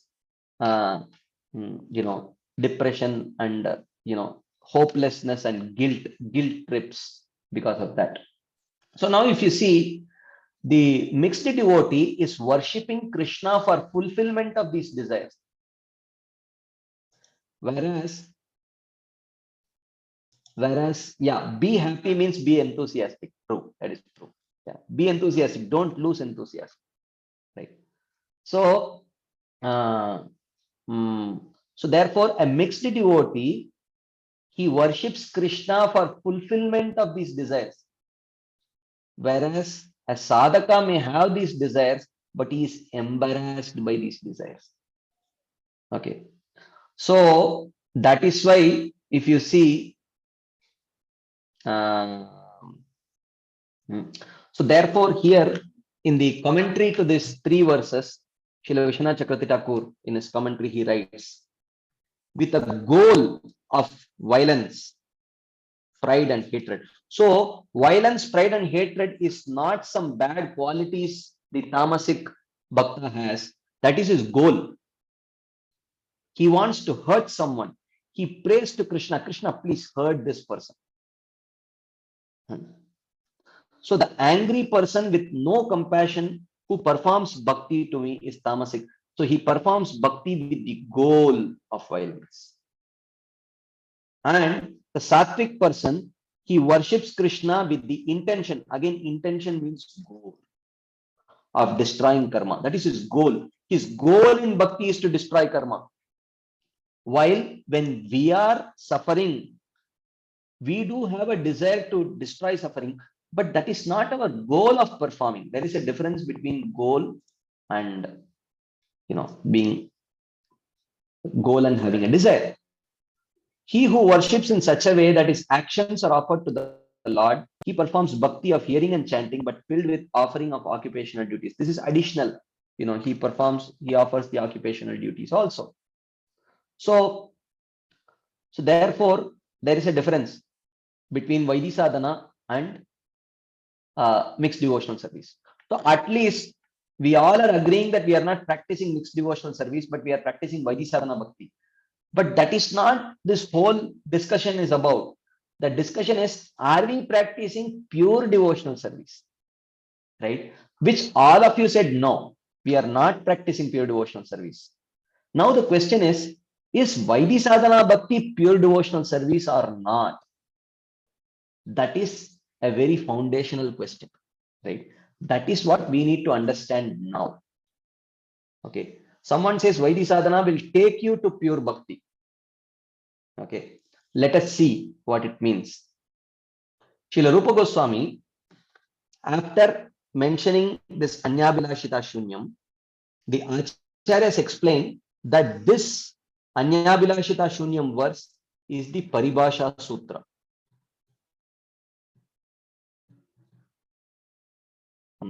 So Paribhasha Sutra means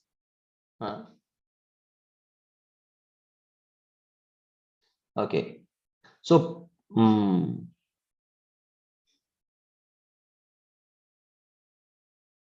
okay, there are some questions. I will take questions little later. Okay. So okay. So he says this is Paribhasha. The Acharyas say this is Paribhasha Sutra. So Paribhasha Sutra means every subsequent definition in Bhakti Rasamrita Sindhu includes this definition. Every subsequent definition in Bhakti Rasamrita Sindhu includes this definition of pure devotional service or Uttama Bhakti. So which means after defining Uttama Bhakti, the next thing which Srila Rupa Goswami defines is Sadhana Bhakti. So in Sadhana Bhakti, Bhakti refers to Uttama Bhakti.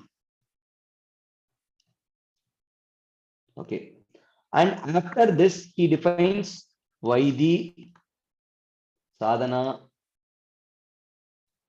Bhakti. Okay. So in Vaidhi Sadhana Bhakti, Bhakti refers to Uttama Bhakti.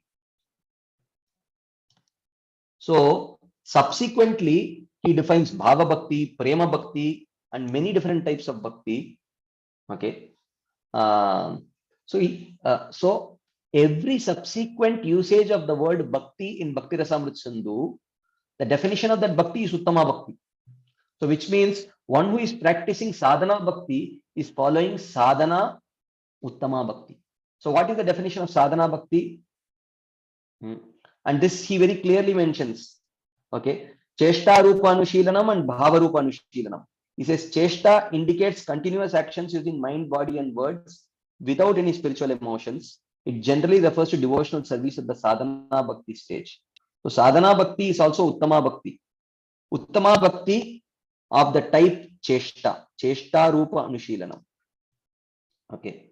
So what is Sadhana Bhakti? He says, Kriti Sadhya Bhavet Sadhya Bhavasa Sadhana Bida Nitya Siddhasya Bhavasya Prakatyam Hridi Sadhyata.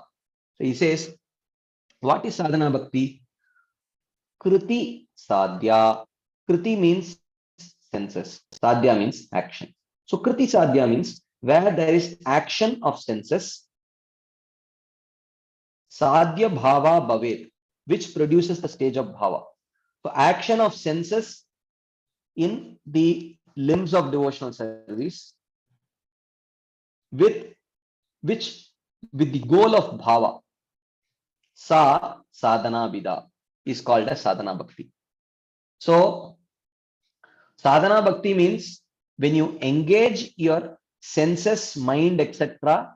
on the limbs of devotional service with the desire to attain the stage of Bhava, that is called as Sadhana Bhakti. But that Sadhana Bhakti is also Anya Bilashita Shunyam, Jnana Karma Dhyanavritam, Anukulyena Krishnana Shilanam.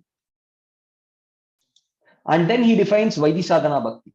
What is Vaidhi Sadhana Bhakti? He says, Yatra Aga Anavaptatvat Pravrittir Upajayate Shasanenaiva Shastrasya Sa Vaidhi Bhakti Ruchyate. So what is Vaidhi Bhakti? So Vaidhi Sadhana Bhakti. Okay. So there are three aspects, 1, 2, and 3. Bhakti refers to Uttama Bhakti. So there are three definitions here in this Vaidhi Sadhana Bhakti. There is definition of Bhakti, which is Anya Bilashita Shunyam, Jnana Karma Dhyanavritam, Anukulyena Krishnanushilanam.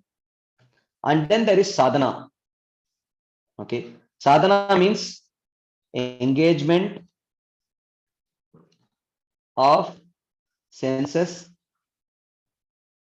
and mind in devotional service with Bhava as the goal. Okay. So it is Uttama Bhakti of the type Sadhana. And where is the impetus for Sadhana coming from? That is what Vaidhi says. Okay. Where is that impetus coming from? Impetus for engaging the senses and mind in devotional service to attain Bhava. Where is that impetus coming from? So he says, Yatra Raga Anavaptatvat. So, Yatra Pravrittir Upajayate. Pravritti means here engagement of senses and mind. When the actions of bhakti arise, Raga Anavaptatvat, not from the attainment of Raga, but Shastrasya Shasanena Eva, but by the teachings of scriptures. The impetus to engage the senses and mind in the activities of devotional service is coming from scriptures, Guru, Sadhu, and Shastra. So then that is called as Vaidhi Sadhana Bhakti. So in this Vaidhi Sadhana Bhakti, there are parallelly three definitions involved. Vaidhi, then Sadhana Bhakti, then Uttama Bhakti. So according to Srila Rupa Goswami, Vaidhi Sadhana Bhakti is also Uttama Bhakti. So now the question is, But how can my Vaidhi sadhana be pure devotional service if I have so many material desires? How can it be Anyabhilashita Shunyam? And how can it be Anushilanam, continuous engagement in devotional service? How many of you have this question? Please raise your hands. How many of you think, how can Vaidhi sadhana be Uttama Bhakti? I do have so many material desires and I'm not able to continuously practice bhakti. So therefore, how can my practice of Vaidhi sadhana? I voted for Vaidhi sadhana, no doubt, but now you are telling Vaidhi sadhana is also Uttama Bhakti. How can Vaidhi sadhana, where I have so many material desires, how can that be Uttama Bhakti? How many of you have this doubt? Please do vote. Only 12 devotees have voted. Voting means please raise your hands. Please raise your hands. Okay. Right. So now that is what we are going to see right now. Okay. So now we are going to do a very, very, very important exercise. So if you have been inattentive till now, please don't be inattentive right now. I want you to participate in this exercise. First, please listen to this exercise carefully, and then after that I want you to participate in this exercise. You can all please put your hands down. Okay, so I want you to please first participate in this exercise. This is a very critical exercise. Please carefully participate in this. First hear it carefully and then participate in it. Okay, we will end today's session with this exercise, but if those of you who have dropped out, you have really missed the essence, because the essence is in this next one slide. So please carefully listen. Okay. Now, you all said the problem is, yes, I do understand I am practicing according to the definition that Krishna gave in 11th canto. I understand that I am practicing Vaidhi sadhana. But now you are telling that Vaidhi sadhana is Uttama Bhakti. How is it possible? So now we are going to try to understand this. Okay. So please listen very carefully. Okay. This is the most important slide that you are going to. So the whole presentation is based on this one slide. So if you understand this one slide, you have understood the whole discussion. Okay. Desires are of two types. Desires which are born out of one's value system, and desires which are born out of one's conditioning. Okay. So the value system talks in terms of what is right, what is wrong, what is anukul, what is pratikul. Anukulyasya sankalpo, pratikulyasya varjanam. So value system talks in those terms. Conditioning talks in terms of likes and dislikes. I like it, I don't like it. I like it, I don't like it. Okay. So now the value system is called as Shraddha. Shra means heart, dha means to give. So Shraddha means where one is willing to invest one's heart. Okay, because of conviction, not because of allurement. Okay, so not because of allurement, but because of conviction. So, and conditioning is called as swabhava. Okay, and there is often a tug of war between conditioning and value system, or swabhava and shraddha, right? So sometimes you like it, but it is not favorable for bhakti. Sometimes you don't like to do it at all, but it is very favorable for your bhakti.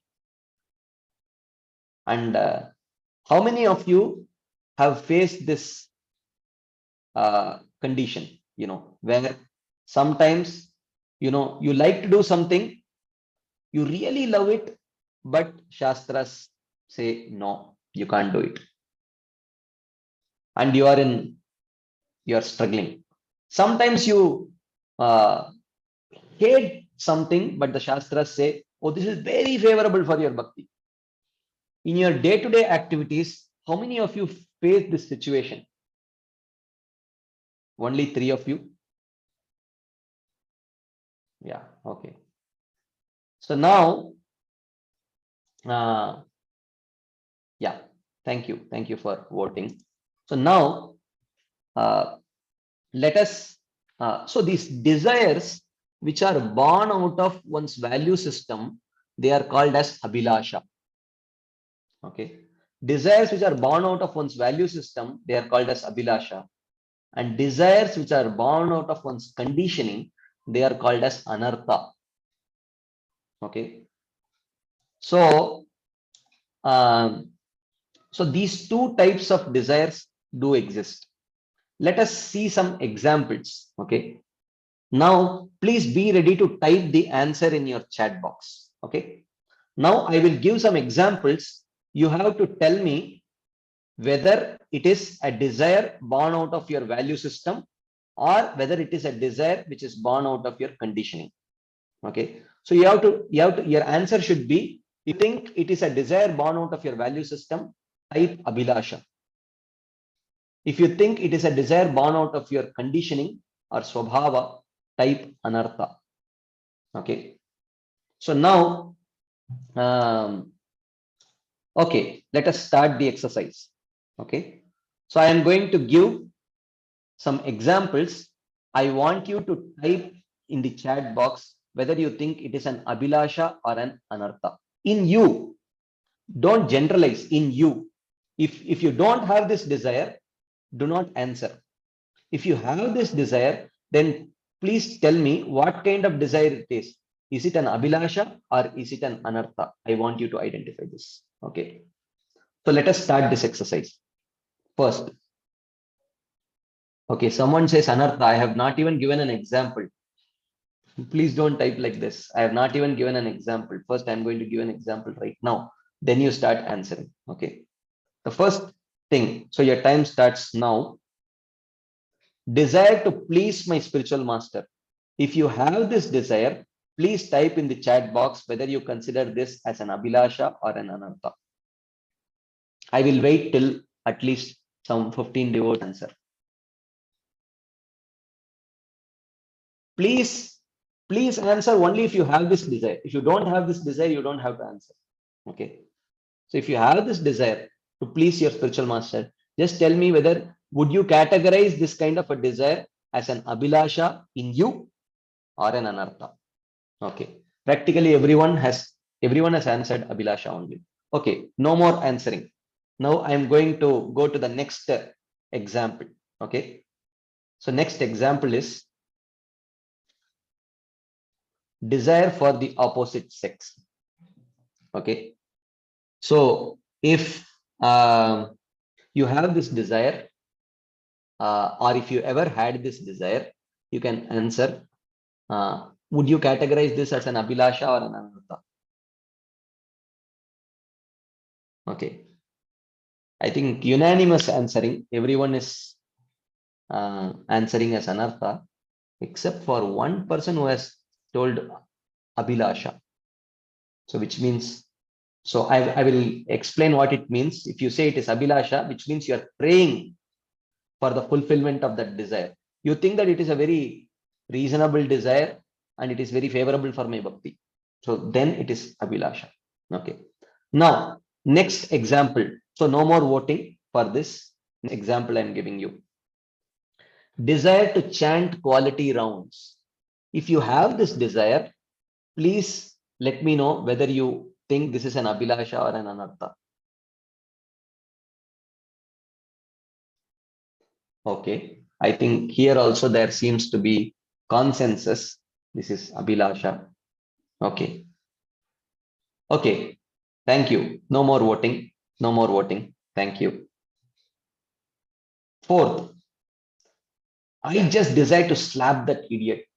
If may not slap, I just wish to give a piece of my mind to him. Do you sometimes have such desires, right? So you are identifying it as an anartha, right? So the voting is not over yet. The examples are over. The examples are over, but the voting is not yet over. Okay. Now my question to you is, can these two types of desire, no, let me not make the question generic. Let me make it very specific. Do these two types of desire coexist in your heart? Just type yes or no. That's all.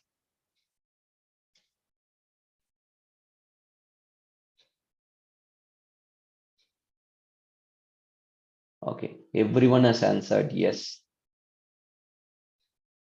Okay. So you have answered yes, right?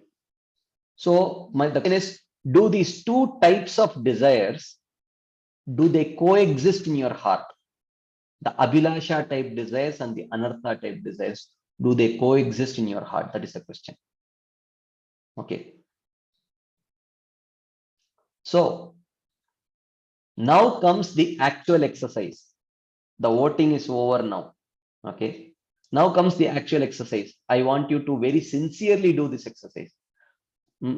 Please don't take this exercise cheaply. Please sincerely do this exercise. I want you all to please close your eyes. So please close your eyes and do this exercise. Okay. Close your eyes and take 1 or 2 minutes time and please segregate these two types of desires. I am going to give you two bins, like dustbins are there, right? Wet waste, dry waste, like that. Biodegradable, non-biodegradable, like that. I'm not going to give you multiple bins. I'm going to give you only two bins. One is the Abhilasha bin, another is the Anartha bin. I want you to sincerely close your eyes, meditate, and try to segregate your desires and put it in the appropriate bin. Of course, 1 or 2 minutes is not sufficient time to introspect sufficiently and completely do that segregation, but do your best.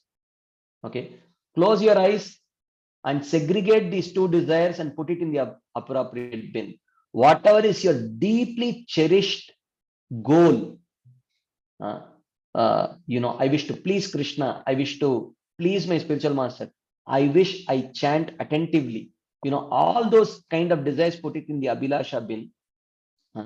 And I am struggling due to lust, I am not able to overcome my greed, I still want a pay raise. So if you identify it as an anartha, please put it in the anartha bin. Okay, please diligently do this exercise and keep your eyes closed and keep diligently doing this exercise. When I say yes, when the time is over, I'll let you know. So please, till then, please do this exercise very diligently. Segregate your desires and put it in the appropriate bin.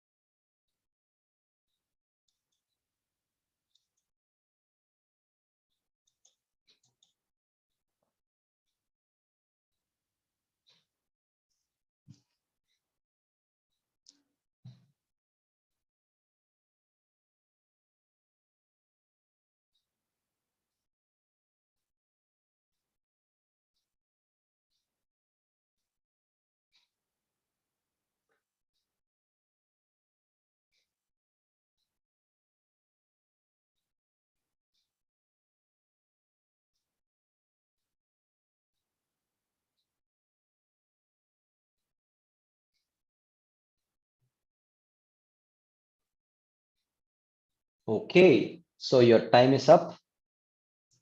Your time is up. Okay, so now keep your eyes closed. Keep your eyes closed. So I know both of your bins are half filled or less than ideally filled. I know you want more time to fill both the bins, but let us assume that your both bins are filled. Okay, so you can do this exercise, continue this exercise later, but let us assume for the time being that both your bins are filled. Okay, please very tightly hold on to your Abhilasha bin and hand over to me your Anartha bin. So all of you, please mentally do this exercise. Keep your eyes closed. Mentally hand over the Anartha bin to me. I'm not going to take it, of course. I will keep it aside. Okay. So this is just a mental exercise. Okay. Hand over the Anartha bin to me and tightly hold on to your Abhilasha bins. Okay. Do this exercise. Now, one last voting which you need to do. Okay.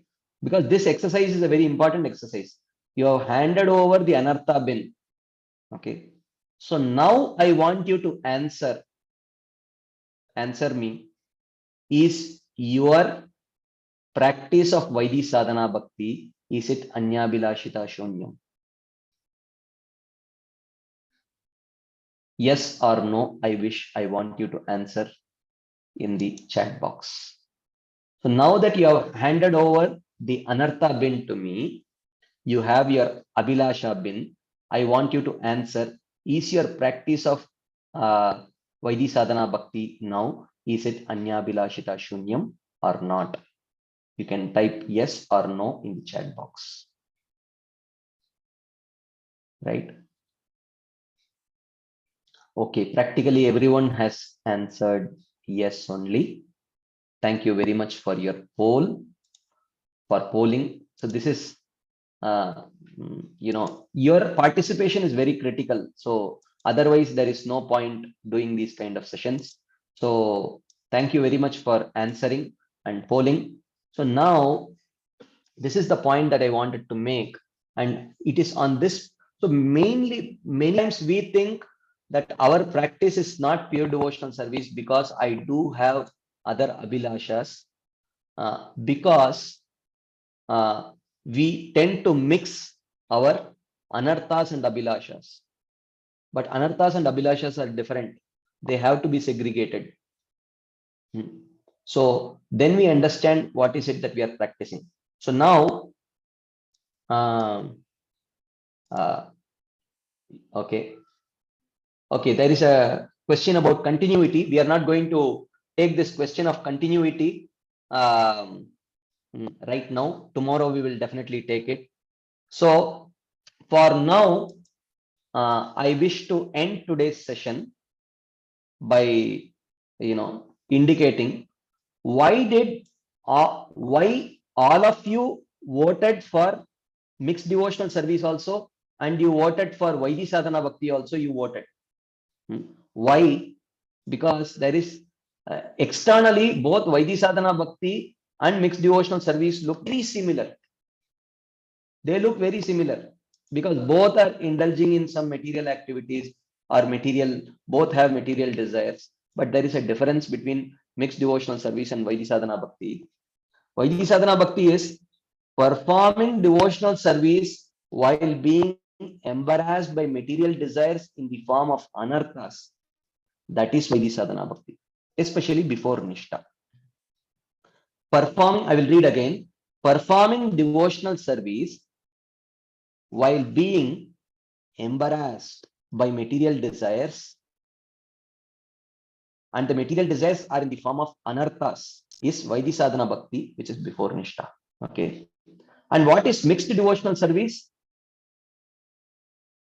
Mixed devotional service is performing devotional service for fulfilling material desires which are in the form of abhilashas. That is mixed devotional service. So how do you know whether your desire is abhilasha or anartha? If you wish that this desire leaves me, if you are embarrassed about this desire, then it is an anartha. If you are very happy and proud of having this desire, then it is actually an abhilasha, right? So at this point, I would this is actually good enough food for thought for all of you. So in tomorrow's session, so it looks like I have already presented the verdict. It is supposed to be a 4-session course. At the end of first session, only I seem to have passed the verdict. So, but don't worry. Now, this may seem like you may say, Prabhuji, what you said makes some logical sense, but it should also make shastric sense. Are there any concrete shastric evidences for this concept of Shraddha and Swabhava that you are presenting? You may ask, are there any concrete shastric evidences for this?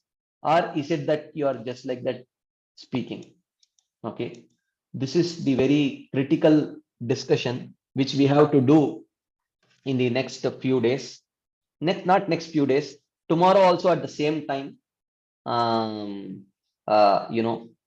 5 to 7 for those from India, 5 to 7 p.m. And for those joining from United States, it is 7:30 to 9:30 a.m. Eastern Standard Time. Okay, that is the time. So tomorrow also you join, and we will go more and more deep on this understanding. Okay, so is there any shastric evidence for this to support this? We are going to see this tomorrow. So please do join, and if you wish to hear the recordings of this session once more before joining tomorrow, or if some of your friends have missed out joining live and you wish to hear the recordings, please check your WhatsApp group. In your WhatsApp group, how do you access the recordings is there. So today's session was a foundational session. So without hearing this first session and understanding the first session, the subsequent sessions, it will be little hard to relate to. So the first session is very foundational. So if you have either joined late and if you have either joined late, or if some of your friends have missed the session, please do hear this first session and then join tomorrow. But otherwise, thank you all very much for joining, and my special thanks to those who participated in the discussions, because this is very critical. Because when you have to participate, when you have to type or speak or respond, you have to be thoughtful, you have to think. You can't, without thinking, you cannot answer. But if just sitting as an audience, you can hear without being thoughtful also. So therefore, if you have not done it today, then at least in the subsequent sessions, please participate, because your participation is very critical. Okay. So, okay. So I think we will pause here. Thank you all very much for your patient listening and your enthusiastic participation. We will continue this discussion tomorrow, same time, and whether it will be same Zoom link or what, we will let you know. But we will meet tomorrow. Thank you very much. Srila Prabhupada ki jai. Srila Srimad Bhagavatam ki jai. Ananta Koti Vaishnava Vrinda ki jai. Hare Krishna. Thank you very much.